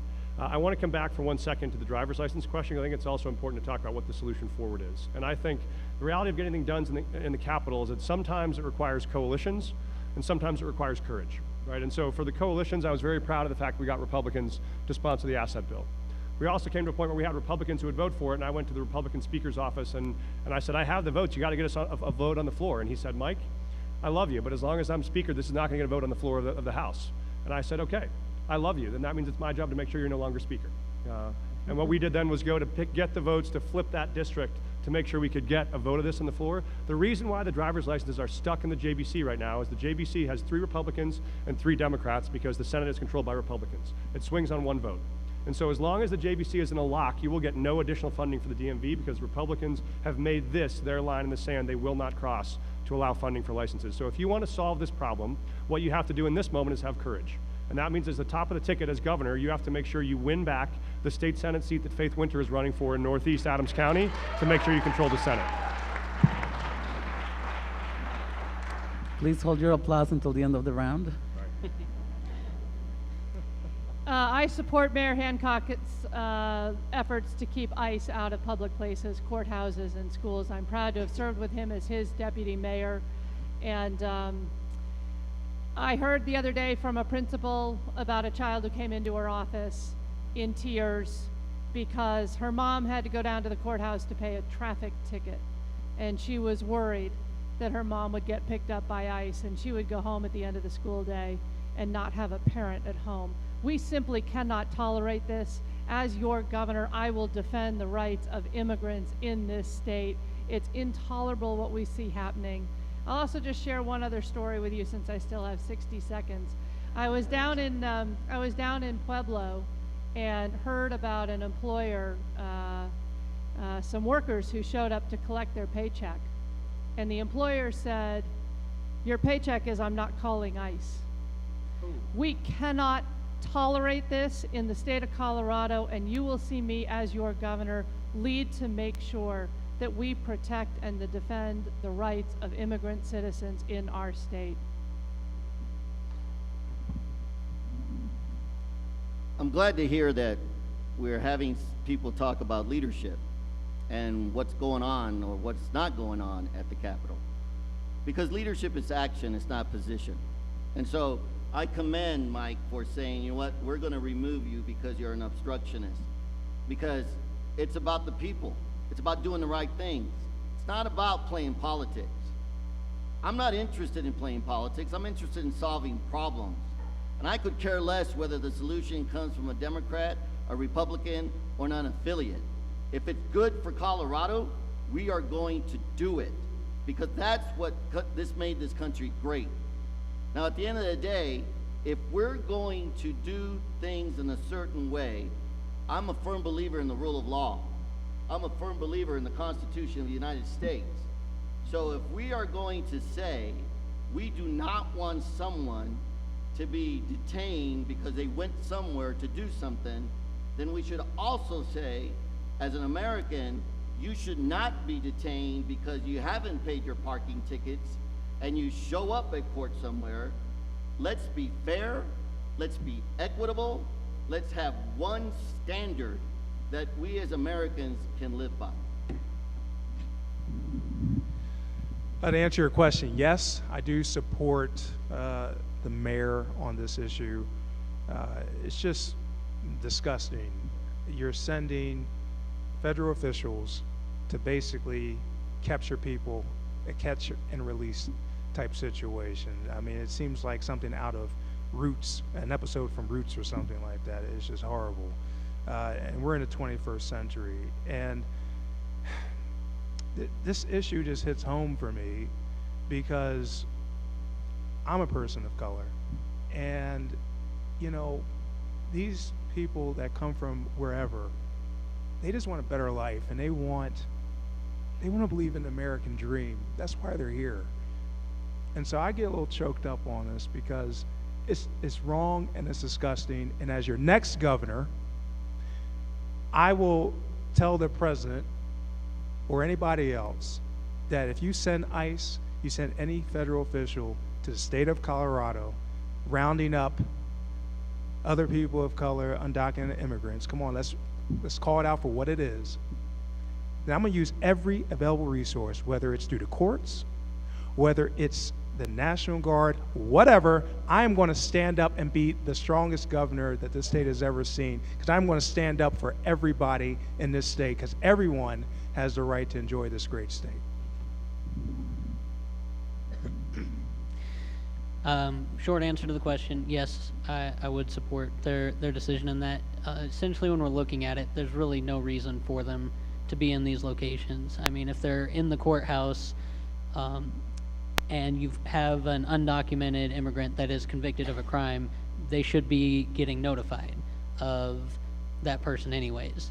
If you have somebody in the courthouse and they are found not guilty of a crime, or if they're there for something that they didn't do themselves, then they're not doing anything wrong, and there's no reason to be hounding them any further. So I do support this. Our next question comes from Civic Action Fund. Governors, just like presidents, have the power to pardon people. At the federal level, Trump pardoned Joe Arpaio for contempt of court and his practice of discriminating against Latinos and his quest to deport immigrants, in effect separating thousands of families. At the local level, Governor Hickenlooper had the opportunity to show leadership and pardon Ingrid Encalada, a mother of 2 U.S. citizens. He declined to grant that pardon. Will you have the backbone to help keep families together when it comes to using the power of pardon? Would you grant that pardon to Ingrid and others in her situation as governor? We can start with Mike. Thank you. So I absolutely will commit as governor that my job is to help keep families together. That's true for citizens, that's true for undocumented folks. Why would you ever have a goal that is not that?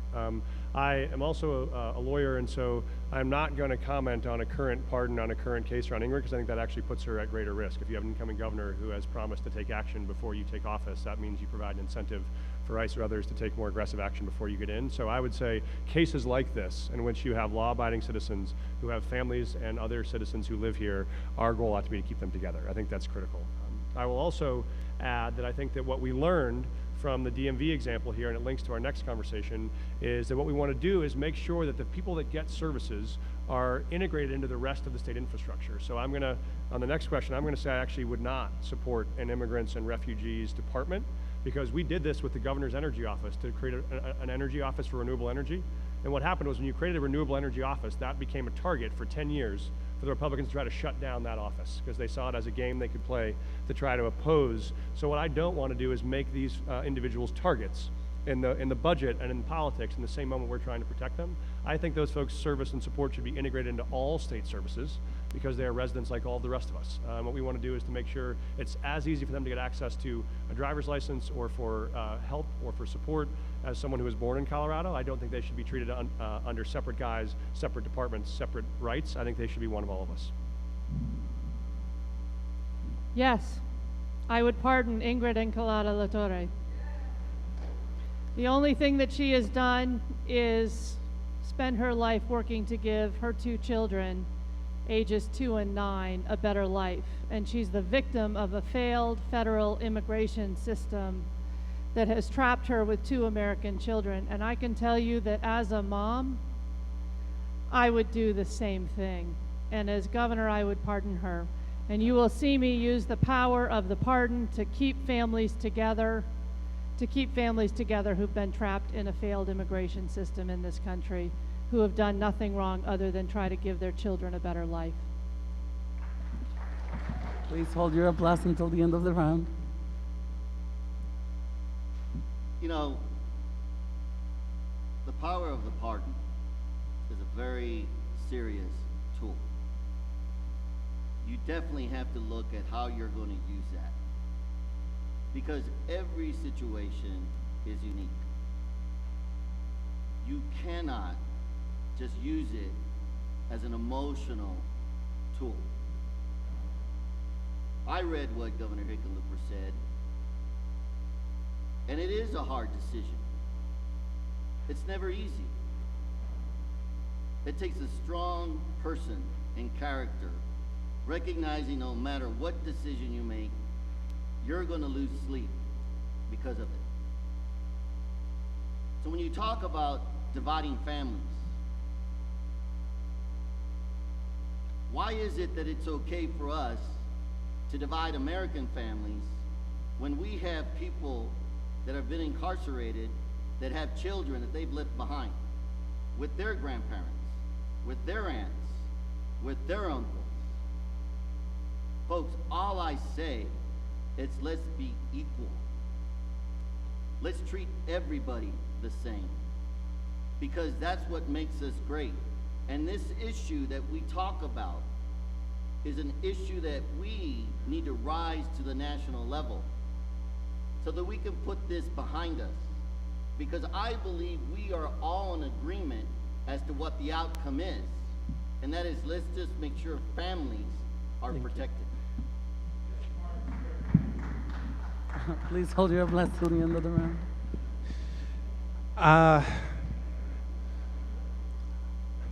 I think I'm very credible on this subject. I know a lot of you people, I've seen you around. And of course, I would pardon Ingrid. And Governor Hickenlooper, if you're listening, pardon her right now. Right now, pardon her right now. Because her only crime, and I agree with Carrie, is loving this country and trying to find a better way for she and her family. And to answer your second question, yes. But if we enact Come Out of the Shadows program, if I'm fortunate enough to become next governor, we won't need it. So.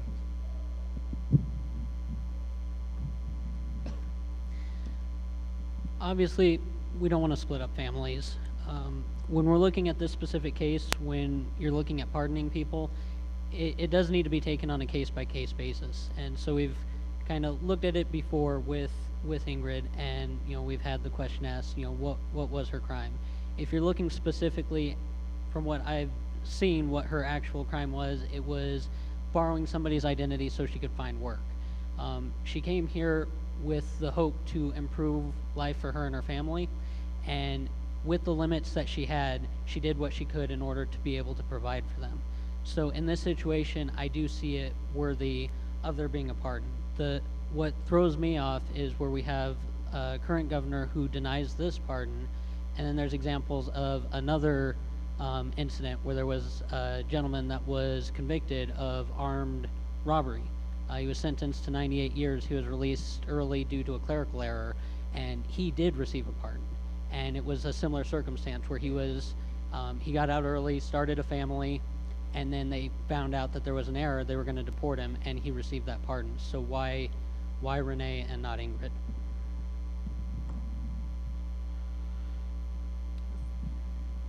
In my opinion, pardons are an instrument that should be used when the system is broken or broken down. Does anybody in the audience think that the pardon used for Joe Arpaio should have been used? I don't think so either. Now, at the same time, I don't know all the facts that the governor reviewed for Ingrid, but with what I know, I would have pardoned her. What is more important is that we don't continue to use pardons to solve a problem. What we need to do is do the right thing to create a system in this state and in this country where somebody like Ingrid has a path to citizenship, where she knows that she will be there in the afternoon when her kids come home from school. What we are doing in this country is not moving our country forward. And if any of us are silent on this issue, then I think we're ignoring the very principles that this country was founded on. Immigrants to this country built this country. My great-grandparents, some of them died in the Holocaust because they couldn't come here. I'm here because some of my grandparents did get here. So there's a broad spectrum of issues that we have to pay attention to, but in this case, we need to fix our system, and yes, I would have pardoned her. Thank you all. The next question is a lightning question. You don't need to have an explanation, just a yes or no answer. Similar to the role of Denver's Immigrant and Refugee Commission, would you be willing to create a state office focused on the needs of immigrants and refugee communities and allocate money to an immigration legal fund overseen by this office? Yes or no answer? Yes. No. Yes. Yes. Yes. No, because I think it makes them a target. Well, and that's the conclusion of our immigration round. A round of applause for everyone.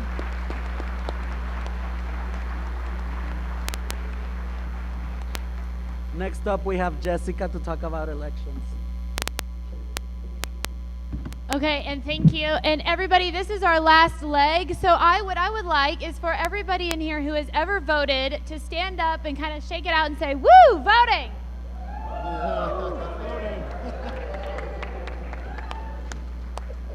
Kind of wanted to stand up. I know. I think we just have, for us right there, that giant gallon, we'll pass it down like the trough.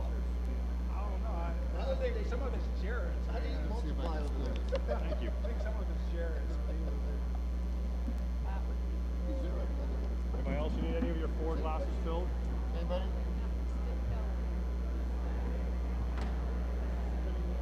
Yes, sir.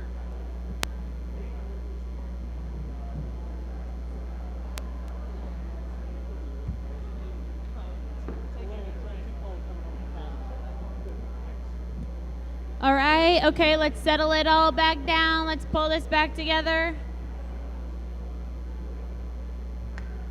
Shake your legs back to your seats.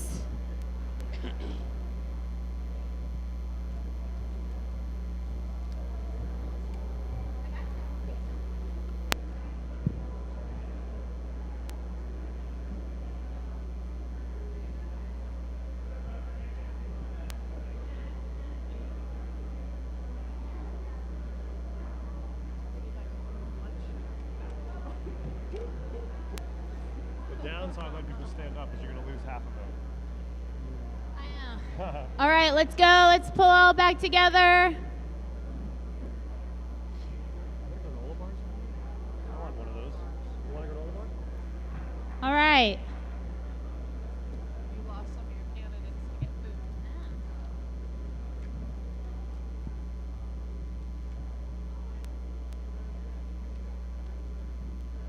Yeah, but we also don't want one.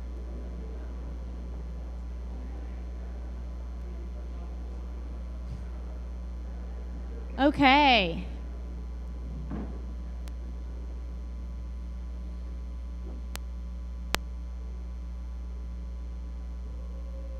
Okay. All right. Okay. Hello, is this on? All right. The people of Colorado expect our voices to be heard in fair, accessible, and transparent elections. While Colorado voter turnout is consistently among the top 5 states in the country, we are not impervious to the influence of money in our elections. And while Tabor purportedly gives Colorado voters increased representation in our taxation, it has squeezed our state and local budgets with ramifications on education, housing, and transportation. It would be hard to overestimate the importance of elections on the health of our democracy and society, especially at a time when so many feel their freedoms of speech, association, and religion, as well as their voting rights, are under attack. So let's dig in. This first question is on campaign finance from Indivisible, and Mr. Lopez, you will be first. Increasingly, voters see contributions not just as endorsements of the candidate by donors, but as an indication of where a candidate's loyalties lie and what their priorities will be when they govern. Because campaign finance, PACs, and all that has been somewhat already addressed, please expand upon your approach to campaign finance and what legislation you would support as governor to increase transparency in campaign finance. And I'm sure bonus points will be given for specificity.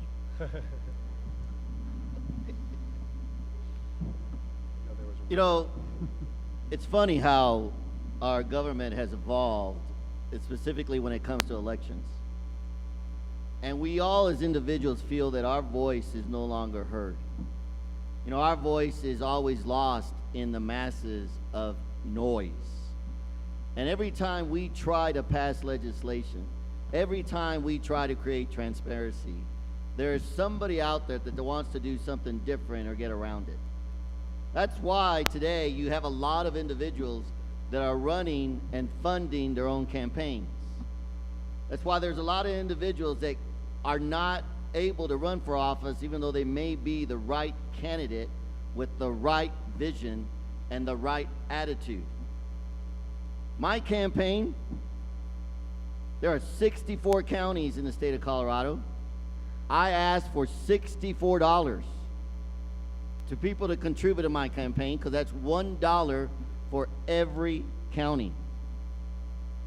Campaign finance is something that we all need to be worried about, because it is true. Oftentimes, if the individual allows him to be bought out by his contributors, it will happen. I will leave you with this. You want to test the character of a man? Give him power.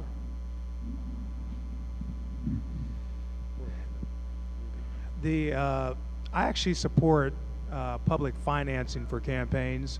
We need to take money out of campaigns, and we need to take it out right now, because it just comes to a point where who are you beholden to, right? And I'm proud to say I do not have a PAC, but one of my Democratic rivals does, and so, you know, this campaign is going to be a challenge of ideas, not who can raise the most money and who has the best vision for Colorado. So why I support campaign re-upping our campaign financing laws and for public support of them, I also would like to empower just regular everyday citizens who do want to run for governor. We need to encourage people who have visions as well, because what happens is we get people running, you know, who are just trying to run for the next seat. You know, they were elected state rep, they were elected state senate, and they're just trying to get one more notch on their political resume. I'm running for Colorado because I have a clear vision for Colorado and an actual plan for Colorado. So we need to clean it up, and public support for financing reform laws is the way to go.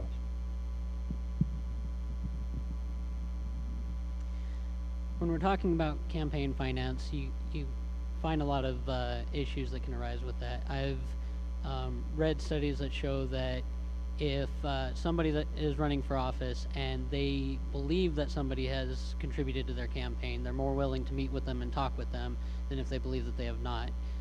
Not saying that that's how everybody runs, but it's even a subconscious thing that people have. So one of the things that I've made as a standard for myself is I'm actually going this alone. I'm not accepting any contributions. Whether or not that's a smart idea, you know, time will tell. The main thing that I want to do as running for governor is to improve the state. So I see a lot of people, especially on this ballot, that are running, and I see a lot of people raising money for their campaigns, and it's ultimately going to come down to one person that actually gets the job. So in order to help accomplish my goal of improving Colorado, even if, let's say, the election is unsuccessful, what I'm asking people to do is, if they support what I'm trying to do, I want them to support local organizations or local businesses, so that way Colorado benefits regardless. If you want an example, real quick before I run out of time, the one that I'm promoting right now is a small one out of Grand Junction. It's a nonprofit called Project Life. They're working on trying to prevent teen suicides. So that's a big thing in the area, and so I want to, you know, help out where I can. So to be clear, Mr. Wood, would you support increased transparency in campaign finance reporting Absolutely. as governor? Absolutely. I believe this is one of the biggest challenges to our democracy. I think it's a challenge right here in Colorado. We have candidates on both sides of the aisle that have said they will spend up to $10 million, in one case up to $30 million, to win this race. I don't believe having the thickest wallet should determine who is the next governor of Colorado. So what I would do is the following. First, I don't believe we need to have races that last for 2 years. I would set the time of a race for 1 year from the general election, giving us 6 months prior to the primary. Second, I would restrict the amount of money that can be spent in a statewide race to $3 million, something that Kerry recommended in a letter earlier this week. The problem is, if any of us agree to that without all of us, then we are at a severe disadvantage. We shouldn't be having races that spend $100 million that could be better spent in our schools or in our roads. Second, I would create a voluntary pledge to not self-fund more than $300,000. And finally, I would support public financing for political campaigns to ensure that money doesn't decide who the best candidate is. We have to change this, and I will tell you, after sitting down with Bill Ritter, who told me that the people that contributed to his IE over $8 million, they came knocking on his door 3 months after he was elected saying, this is what I want. That is not the way elections should run. That is not the way money should flow in our state. Okay. And in terms of transparency in campaign finance disclosures, what would you support? Total transparency. Okay. So glad we came back to this topic. So this, I think, is very simple and very straightforward. I am the only candidate, I think, in this race that is committed to these three things. One is absolutely no PAC money from any source ever. I didn't take it when I ran in 2010. When I ran in 2012, I'm not taking it now. Second is no self-financing, right? You ought to be able to get support from the people who want to support you, not from your own wallet. And the third is no special interest dollars. I've committed to all three of those things. I think everybody should do that because what you're going to have is a situation where you're stuck with Citizens United. So Citizens United means that we have corporations who can spend lots of money and you have folks who can spend lots of money on their own. So if you take your own campaign pledge and someone else spends their own $10 million, all you're going to leave is a race where you decide who wants to buy the governorship, right? And who has the capacity to be able to do that. I don't think that's what Colorado wants either. And so I think the commitment ought to be that there should be no PAC money of any sort, no special interest money, and no self-financing. One of the questions was, have you ever returned PAC money? Yes, I return checks all the time. When you're the chair of the Senate Finance Committee, checks just show up in your office from organizations who want to be able to get favors. And I, as quickly as they arrive, put them back in the envelope and send them back. Because that's not the way this operation works. It's not the way government should work. It should be, I only take money from people because people are actual voters who actually care about those issues. And I think that makes the biggest impact. So I think that's where the state ought to go. I've supported the transparency we have now. I think Colorado should be the most aggressive state in the country on what we show and what we share. I think we could do that here on campaign finance. Big money in politics is threatening our democracy. Threatening our democracy at the state level, at the federal level, at the local level, and I think passing campaign finance reform at the federal level is simply one of the most important things that we can do. As a candidate for governor, I have called for a cap on spending for each of the candidates. There are a lot of them running for governor, of $3 million, because you really don't need any more money than that to reach the voters in this election. I have also called on all the candidates for governor not to accept money from corporate PACs and corporate lobbyists. In 2015, there was over $40 million spent on lobbying in our state capital. Those are businesses who see spending that $40 million as a smart investment because it's going to increase their profits. They're going to get legislation through that'll increase their market share, or reduce their regulations, or get them a favorable tax subsidy. The governor of Colorado represents everyone, and she should not be accepting money from people who are lobbying the Capitol for private corporate interests, and I call on all of the candidates in this race to accept that pledge.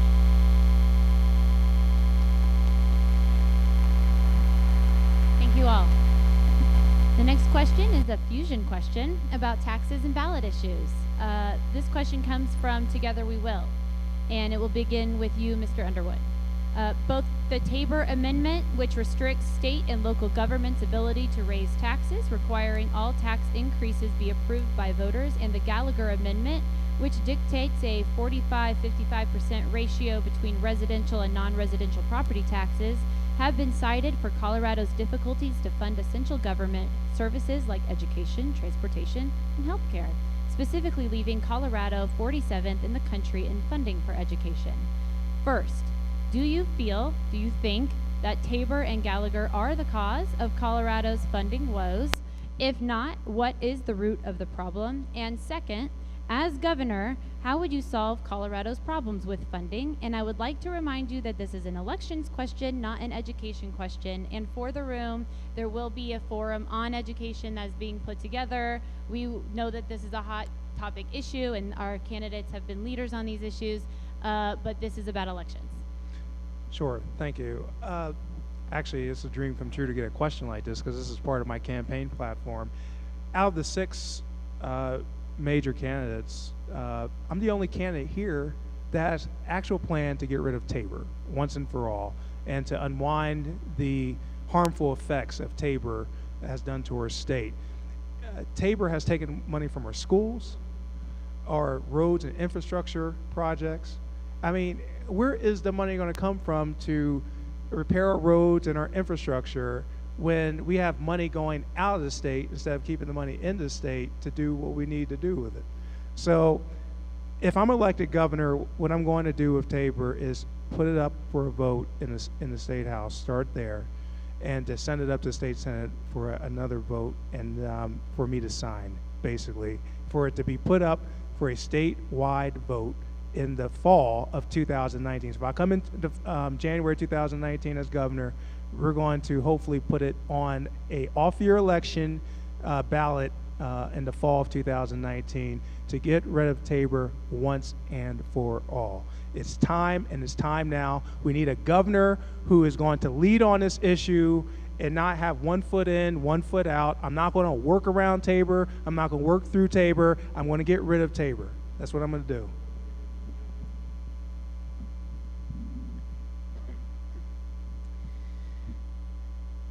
We have a lot of issues that we want to make sure are taken care of. We want to make sure our roads are taken care of, our schools, all of these things. We are lacking in the funds there. You know, it's been stated already. And to be 100% honest, I haven't looked enough into the numbers to see where would be the best solution. I see a lot of people that are interested in the removal of Tabor, and what I want to do through the campaign is to work towards what the people want. It's not about what I think is best or what lobbyists think is best, for sure. It's about the individuals. So I want to work with people and make sure that I'm doing the best that I can for all of the individuals.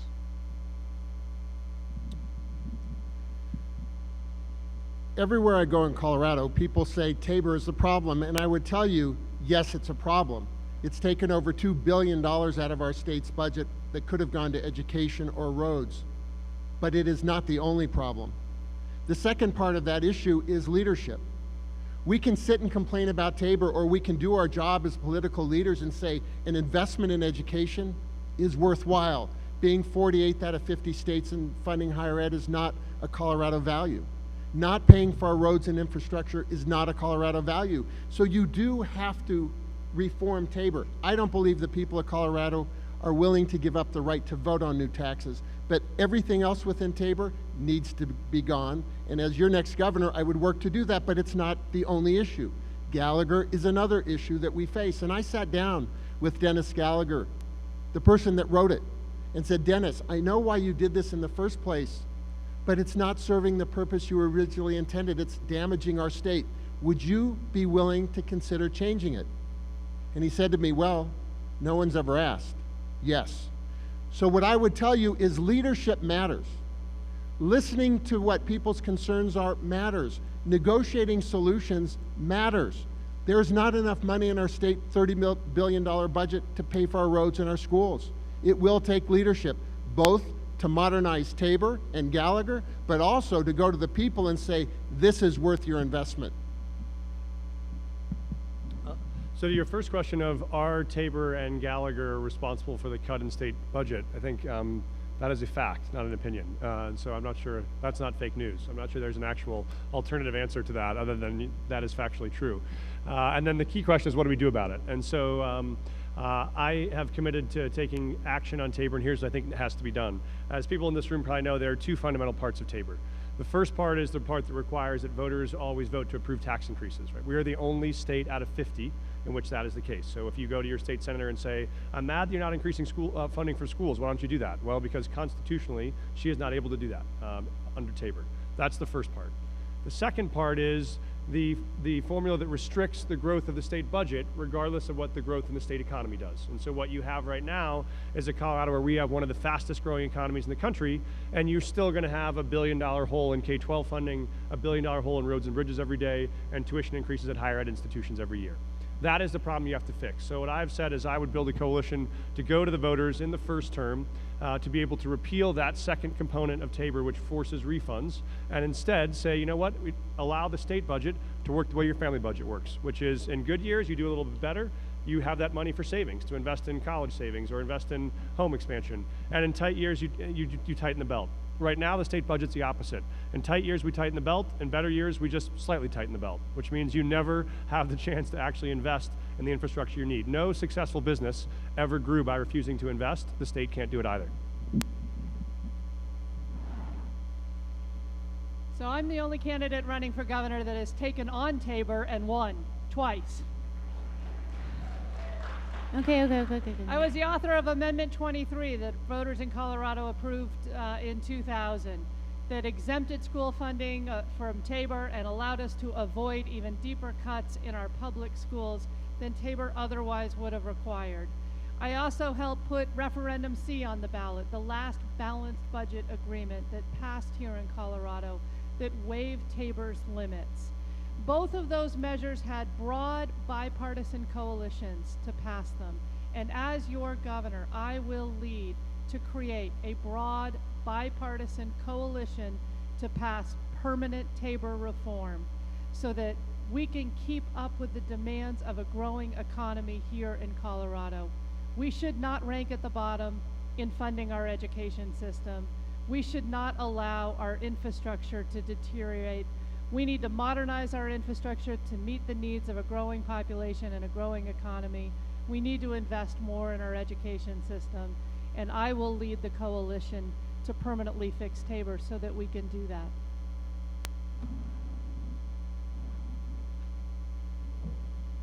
Well, you remember earlier that I said that it really didn't matter to me who came up with the solution? I agree with these three people right here. It is a complex issue. But if you listen to what they said, they touched on a lot of different elements that have found us in where we are today. And it's true. We need leadership. We need someone that can stand up and say, we need to reevaluate what we've done. Let's not lose sight of the fact that Tabor was a vote of the citizens of Colorado. And I champion Mike for understanding that, you know what, there's a section where we as people want to have a say on taxation, because that's really what started our revolution, was taxation without representation. We don't want to lose that. But we definitely need to evaluate the formulas. We need to evaluate what it is, because life is changing and we are growing and things are moving. But I'm going to also tell you this. In government, and I've been at the federal level and I've been at the local level, every level of government has some form of fraud, waste, and abuse. And there are funds that we also need to find within the budget to direct to the right priorities. But I agree with these three individuals to my right. Yeah, I'm glad. That takes a lot of courage. Okay, great. Next, we have an important question about voting access. This comes from Strengthening Democracy. Mr. Wood, you will answer this question first. Colorado has been one of the most proactive states in the country in terms of facilitating voter registration and access to voting. Sadly, it remains true that the registration and electoral participation rates of our state's lowest earners lag substantially behind those of higher earning Coloradans. Research suggests that this lower turnout among our state's lowest earners results in public policy that exacerbates inequality and poverty. As governor of Colorado, what would you do to address this?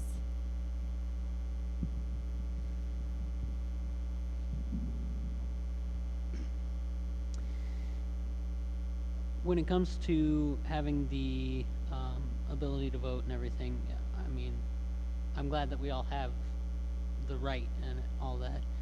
I've noticed within past few years Colorado has been working to make it easier to get voting done. I've seen a lot of mail-in ballots that have been going out to help to improve the response.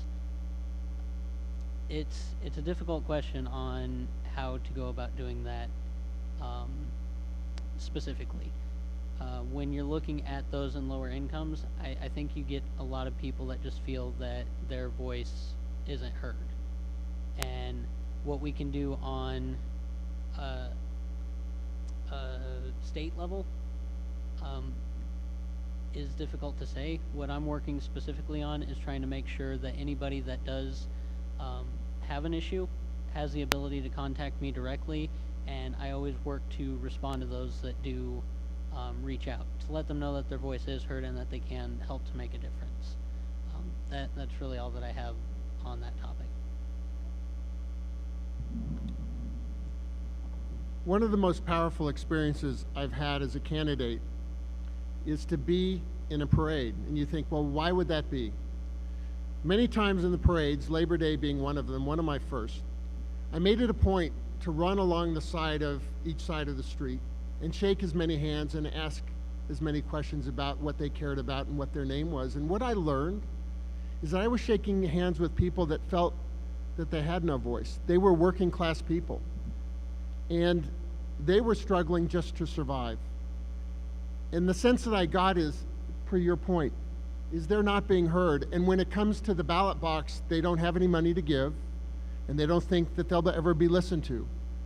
And I think what it requires for us to change this, and I'm seeing it certainly within the Democratic Party, is the grassroots are doing an incredible job of getting people to show up and to care and to knock on doors. And I think we have to do that, and I think as candidates for governor, we need to do the same thing. We need to walk the streets, knock on doors, and let people know that their vote really does matter. Because if we don't, what we saw on Tuesday, which is what I believe the beginning of a wave that I hope turns into a tsunami, is that we will change this country because we will get out the vote, and we will vote for people that are authentic, that have real plans for our future, and that lead from a place of principle and integrity.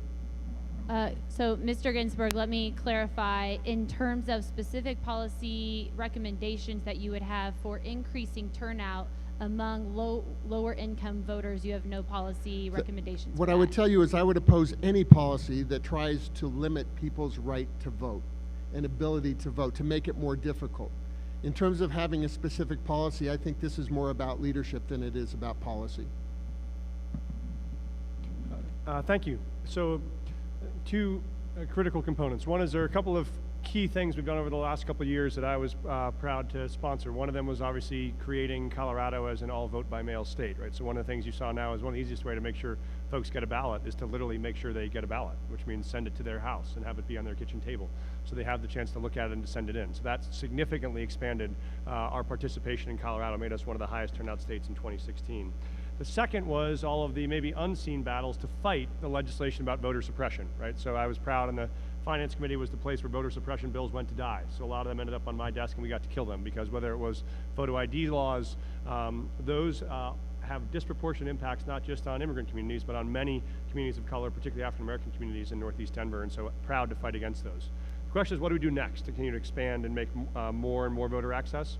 I think there are a couple things. One is I think we should have universal voter registration, which means anytime you come into contact with a state agency, the first question we should ask you is, have you registered to vote? Yes, thank you. If you go to the DMV, before you go to pick up your high school diploma, that should be the first question. Before you leave any public high school in the state, we ought to say, we just gave you an education to prepare you to be a citizen. Are you now registered to be a citizen for the rest of your life? Because if not, do that before you pick up this diploma. I think those are the common sense things we can do to make sure more and more folks have access to the ballot. I tend to think the more and more folks that vote, the better it is for the state. So our goal has to be universal voter registration and 100% voter participation, right? That's our goal. We want everybody to vote.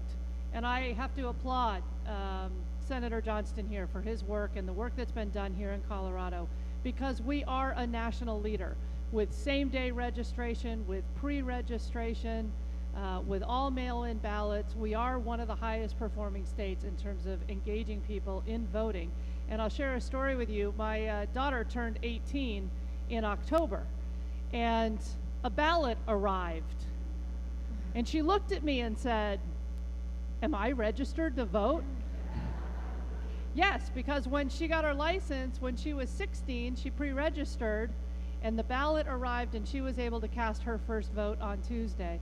Those are successes that we can celebrate, but we do need to do more, and I hear your question about it being low-income families that we struggle the most to reach, to encourage them to fill out that ballot and mail it in. And I want to thank the folks who are here and with the organizations that work in this area for your advocacy, and I hope you will continue to bring good ideas to state leaders so that we can continue to make sure that even people in low-income communities understand the value of their vote.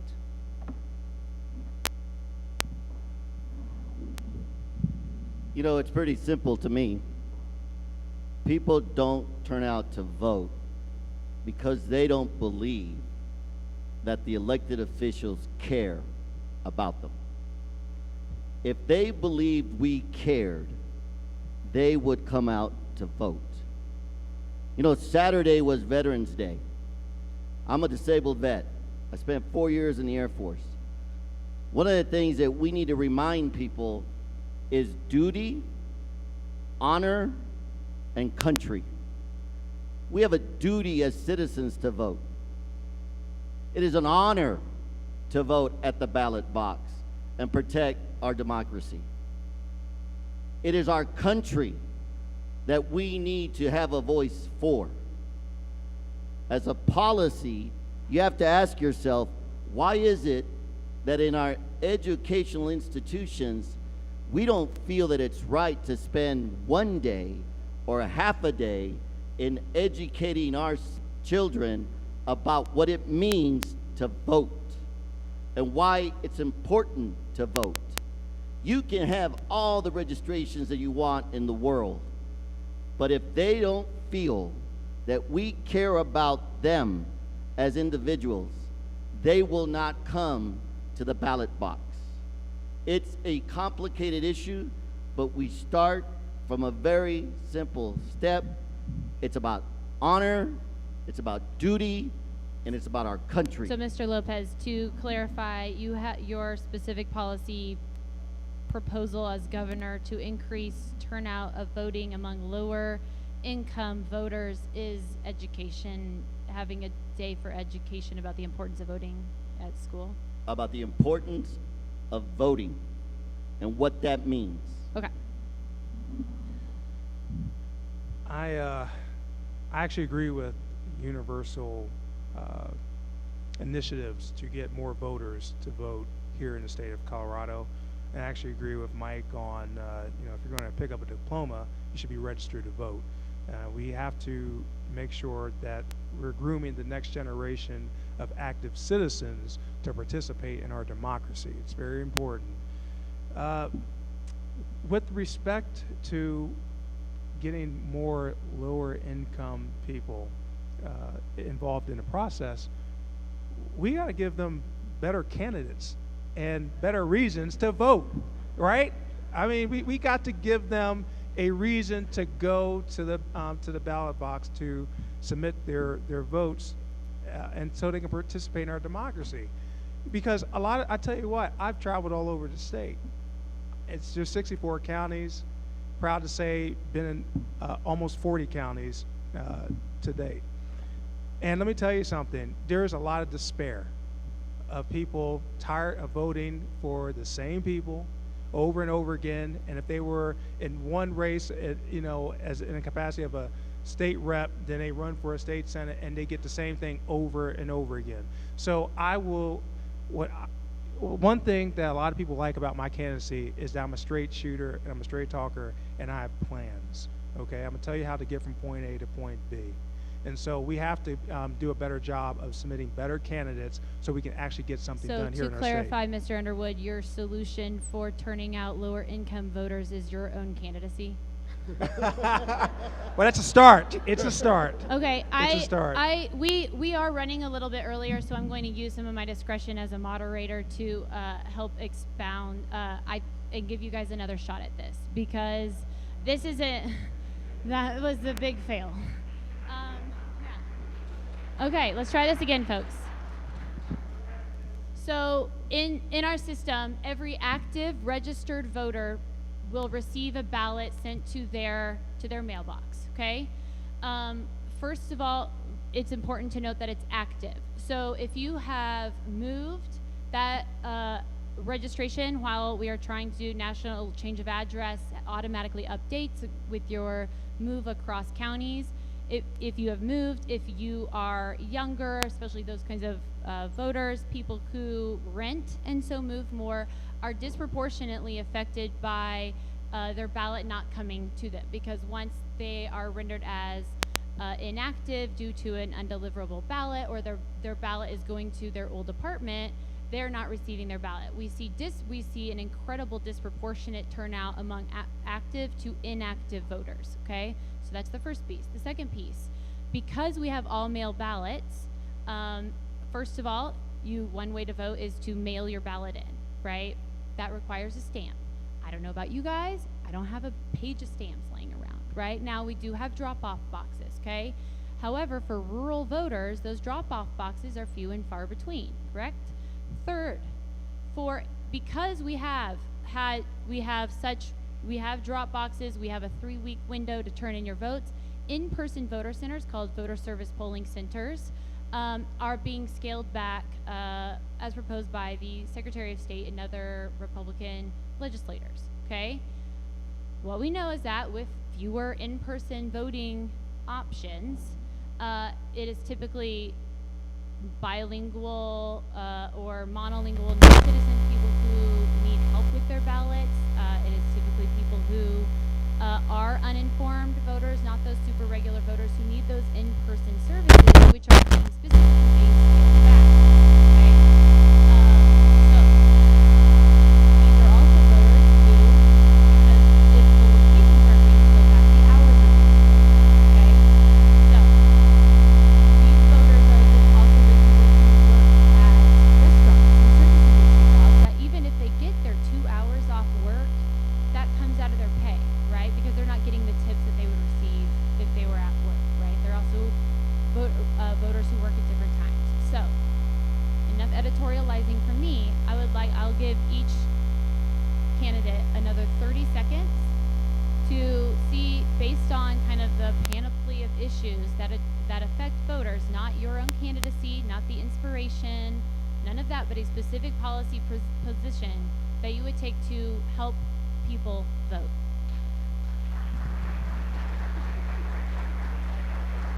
And we will, actually, Mr. Ginsburg, you will go first now. Typically, I would say, could I phone a friend? No, you're the one running for governor. Yeah, that's right. That's why I would say typically. This issue, I will tell you, and this is interesting. Yes, I'm running for governor, but anybody that says that you know everything about everything is just wrong. We have a president that thinks that, and it's simply not true.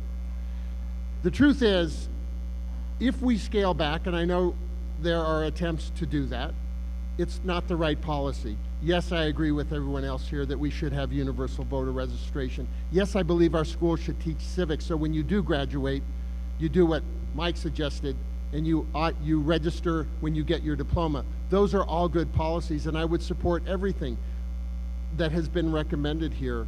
But at the end of the day, if people don't believe that their vote counts, they will not vote. And I do believe it's a leadership question, and I do believe it's up to us to make sure that they know that we care. Thank you. Okay, speed round, 30 seconds. I think universal voter registration, as I mentioned, is really important. Every time you come into contact with any state agency, you should have to register. That's the DMV. That is your high school diploma. That is any sort of state service. I also sponsored the legislation to eliminate inactive voter status as a category, so you couldn't refuse to get a ballot sent to you because you missed a previous election. Previously, Wayne Williams had it where if you didn't vote once, you wouldn't get the ballot 4 years later. That's crazy. The right doesn't go away. It's always there.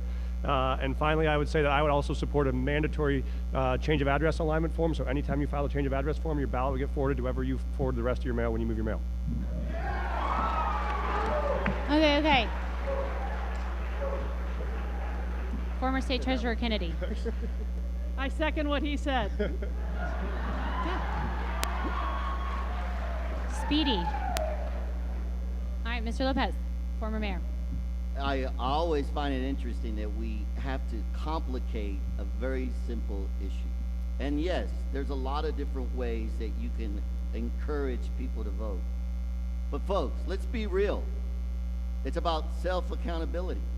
It's about believing that you can make a difference. Okay, folks, he So, can you know have what? an opinion. I would not change my answer. I will stay to education because I think that's where it begins. Thank you. To answer your questions, I believe that we need to maybe have a pre-metered stamp on each envelope to make it easier for people. So we need to invest our state money in making it easier for people to do that. So that's the solution right there. And also we need to come up with a statewide app for people to track their ballots and to have alerts so they can have access to information in real time. So I think that will be a solution to handle a lot of what you're talking about.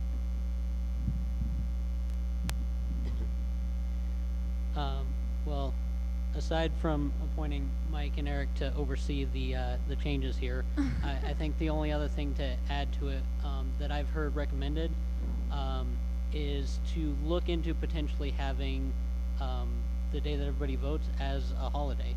So that way those that do have to work have that time off to either swing by the drop-off boxes or to go down into one of the polling places to vote. Great. Thank you very much.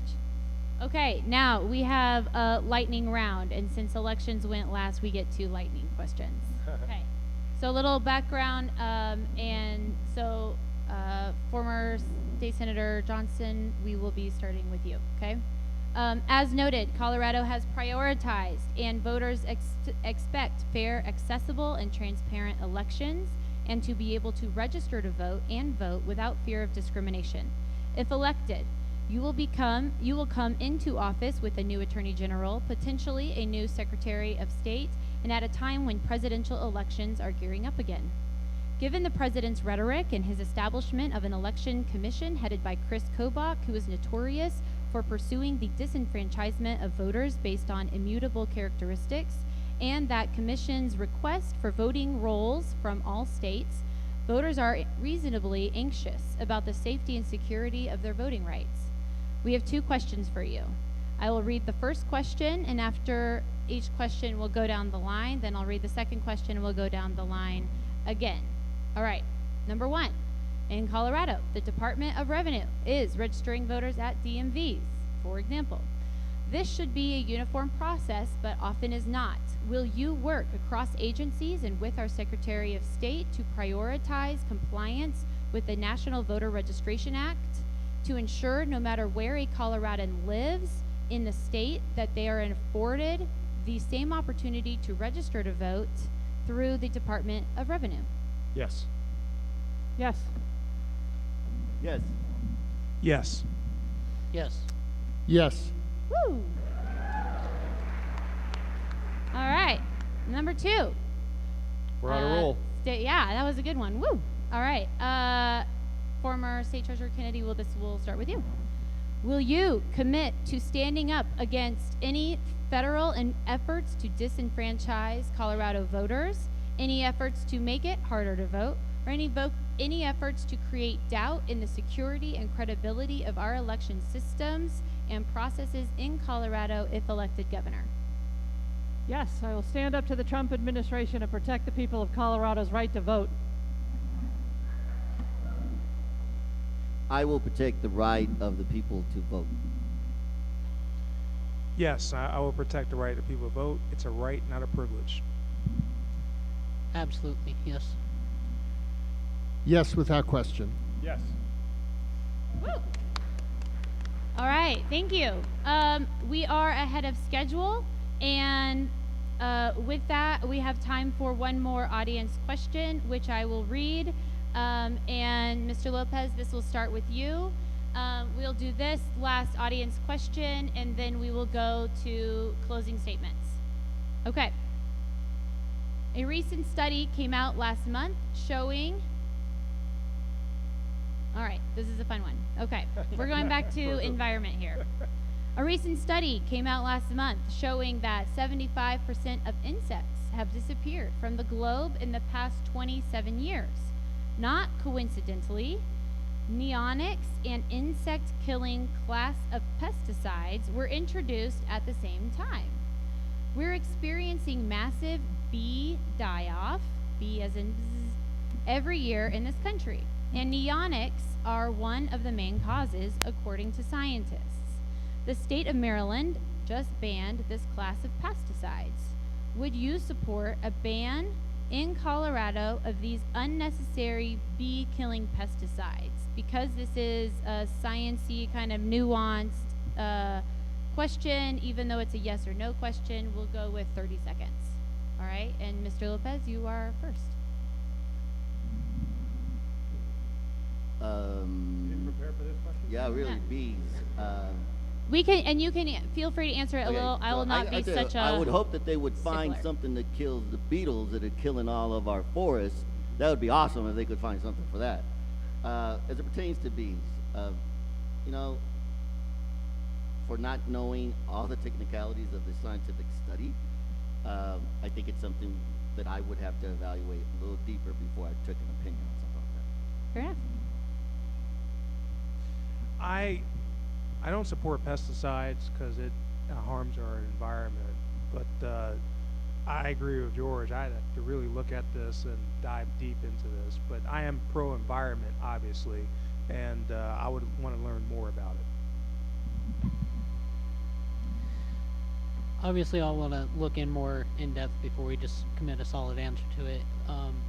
They claim that the studies show that it is killing off the bees, and bees are very important to the continuation of the ecology and everything, so I want to make sure that we do what we can to help to protect them. Great, thank you. We live in a time where science is considered by some as fake news. We live at a time where our president and where this administration has taken climate change off the majority of websites. I don't know about neonics, but I do know that science matters. And any decision that we make in this state and in this country should be based on science, on facts, rather than some political agenda. I also would have to read more, lest I be swayed by the radical pro-bee lobby before I need to get balanced opinions from both sides. I will say to Greg's point, there is something we can do about that little thing which is causing beetle kill throughout the Western Slope, because that little thing is called climate change, which is, if you look at maybe the best example in the Western United States for the immediate impacts of climate change, it is the beetle kill that is killing half the Western Slope, because those were beetles that used to be frozen every year because temperature drops were low enough they couldn't reproduce. Once temperatures increased just enough that they weren't frozen out every year, what you see is that devastation. So if people want to know if climate change is real, just tell them to take a drive on I-70. So my job as governor is to protect the public health and welfare, and to protect this beautiful state and leave a legacy for the future. So I will take a hard look at the science associated with pesticides and with this particular pesticide, as I will with every other environmental risk that comes across our state, because we need leadership to stand up to industry to make sure that we protect the environment and the legacy of the environment that we need to leave to the next generation in Colorado. Great, thank you. Okay, so we are going to move to closing statements now. Each candidate will have 1 minute, correct? Yes? Yes, good. We have a statement, as mentioned, Lieutenant Governor Donna Lynn had to step away from this forum today due to state matter. I will read her statement, and as well as Representative Polis was given a statement. I will read them in the same alphabetical order as has been happening, so as not to favor them as going at the beginning or the end. And we will start in reverse order from opening statements, and so Mr. Wood, you will go first. Just to start off, I wanted to thank everyone for showing up, and for those that put this on and had us all here. It may come as a shock to some of you, but this is my first forum that I have attended, so it's definitely been a learning experience, and that's the whole goal with this, is to learn what drives the people, what they want and what they want to know more about. So I encourage anybody, if they want to make sure their voice is heard, you can email me at any time at woodforcolorado@gmail.com, and if anybody wants to chat, I will have a little bit of time right after to speak with you after we're finished here. Thank you. I want to thank everyone for coming out. I want to thank Indivisible, Our Revolution, Dana, and everyone else who helped put on this great event today. I'm running for governor because I am sick and tired of sound bites. I'm sick and tired of people say that they're going to do something and don't do it. I really encourage you to go to my website, erikunderwood.com. We have literature out there as well to look more at what separates us in terms of our policies and our differences. It's very important. This is a very important election year coming up in 2018, because the next governor is going to have a lot of power in terms of gerrymandering and other issues, a Supreme Court pick, and other things around the state. I am going to help solve a lot of our toughest challenges here in the state of Colorado. From immigration, I have a plan for that, coming out of the shadows. I have a free college education program, and I believe in, I'm going to repeal Tabor. I don't believe in I can't. I believe in we can. Thank you.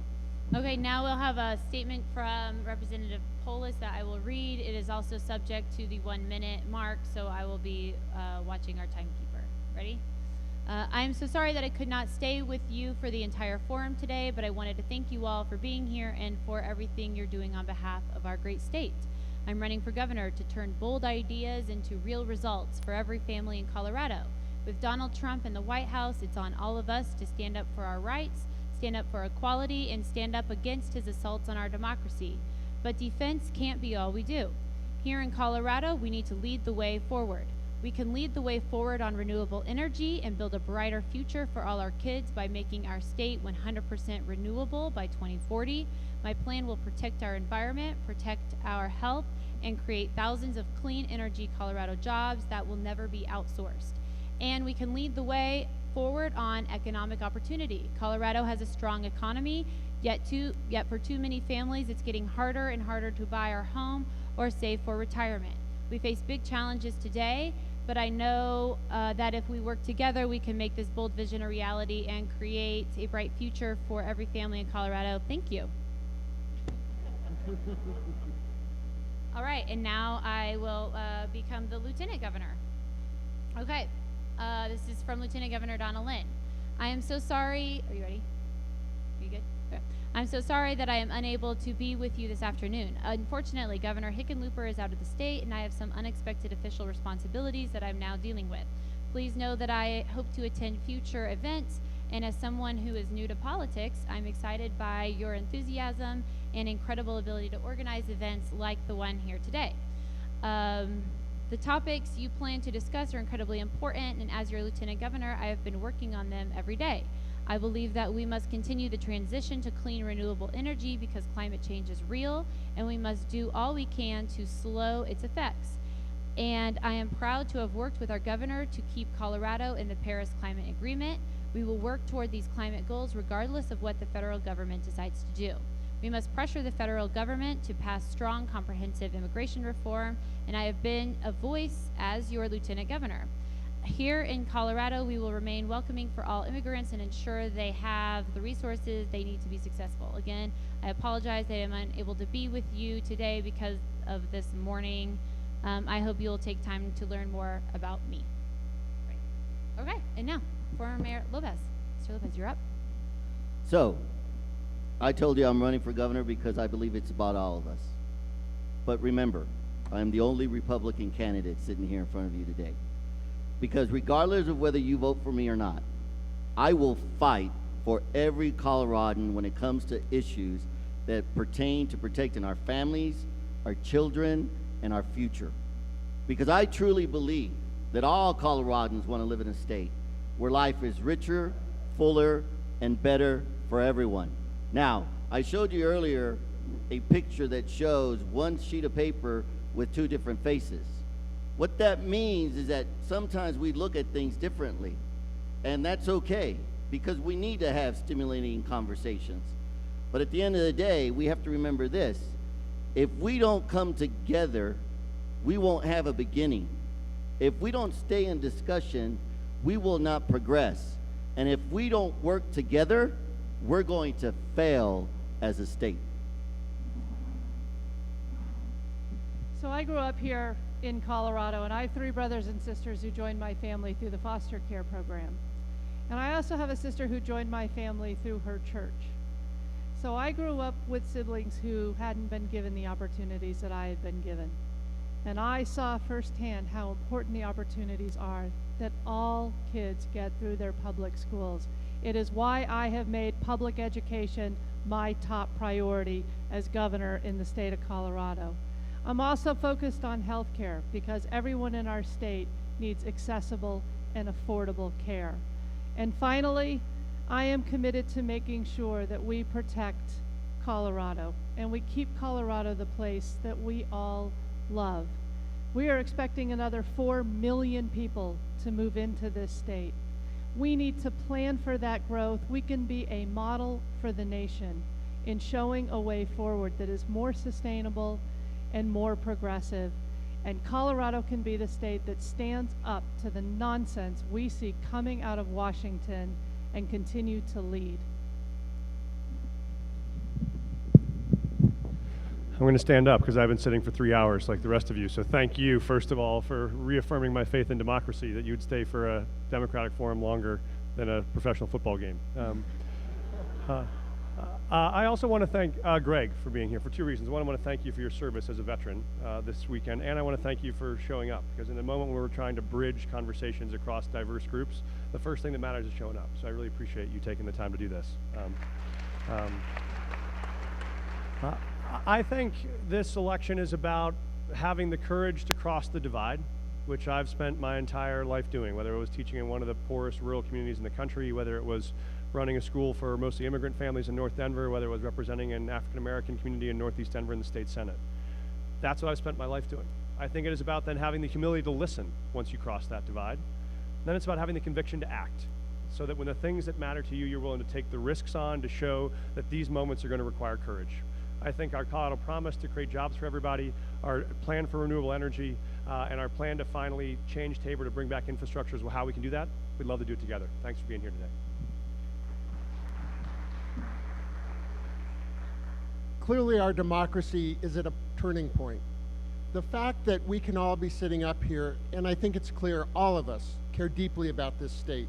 All of us want to make a difference. At the end of the day, though, it matters what our leadership style is and what our vision will be. I have spent the last 38 years building a business and building community. I want Colorado to be the place where you raise a child, get an education, start a business, build a career. We can do that. And we can do it only, though, by taking on real challenges from the front. The governor needs to lead on action to make sure that we do deal with Tabor, that we do find a future of 100% renewable energy in this state, that we build a society and a community that we can all be proud of. It takes leadership that blends both what they know in their head and they believe in their heart to be the right thing. I am that type of leader, and I will work with you across this state to deal with the difficult but hopeful challenges that we have. Thank you. Thank you. Let's all give our candidates a round of applause.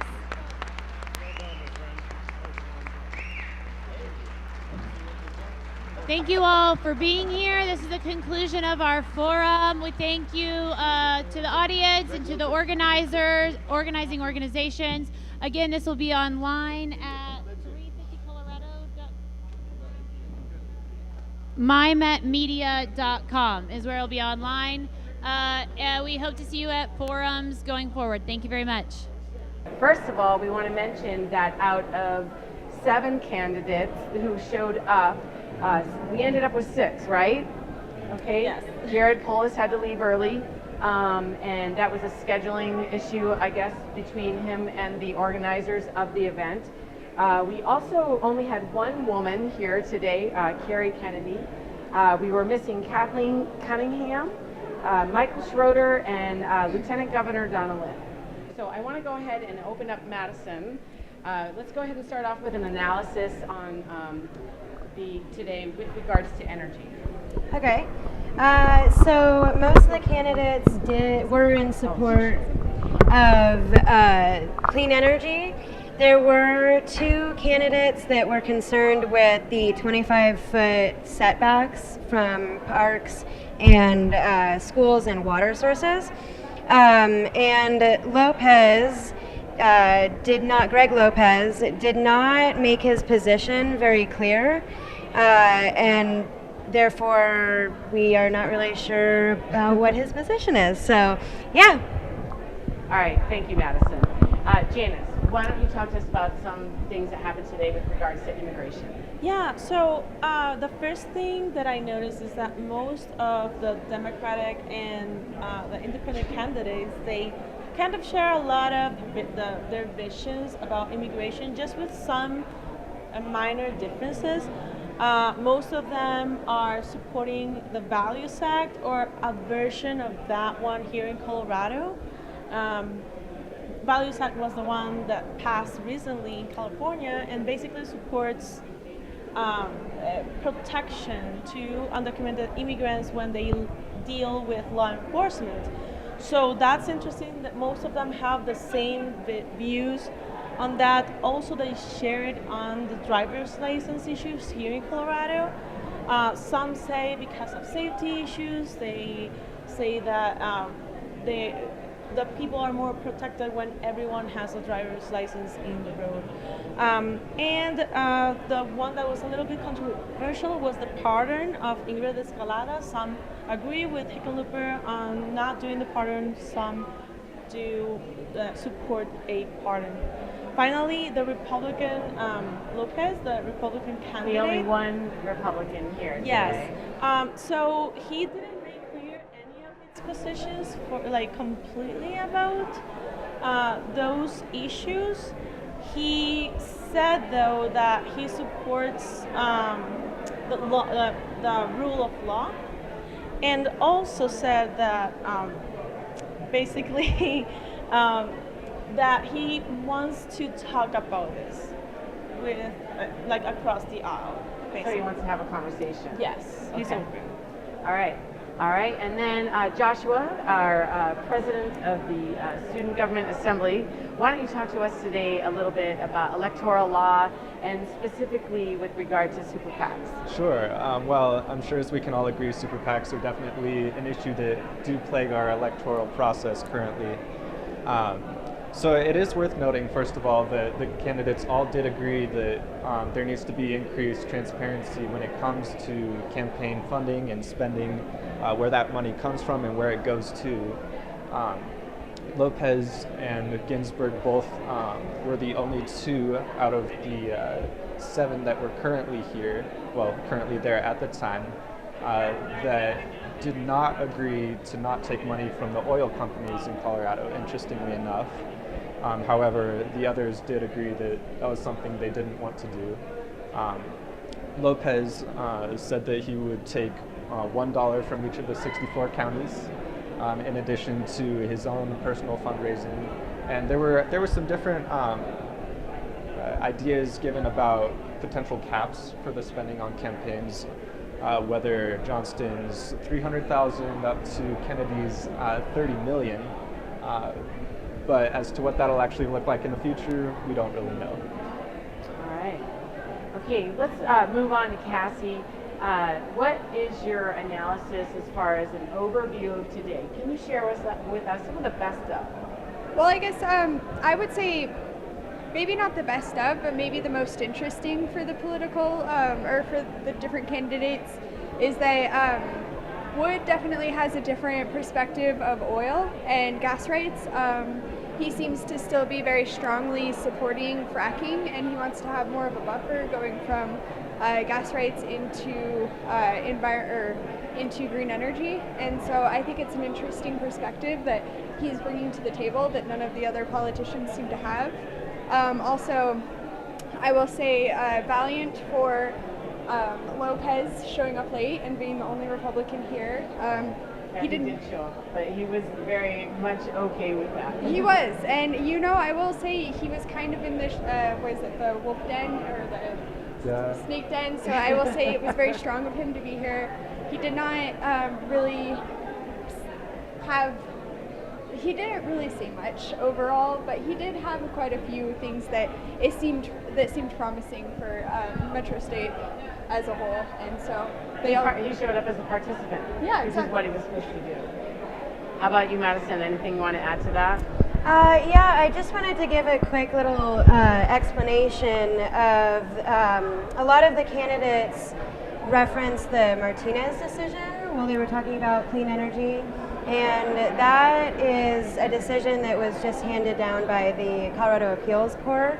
And it required the Colorado Oil and Gas Conservation Commission to prioritize health and safety of communities over drilling and gas companies. So I thought that was pretty interesting.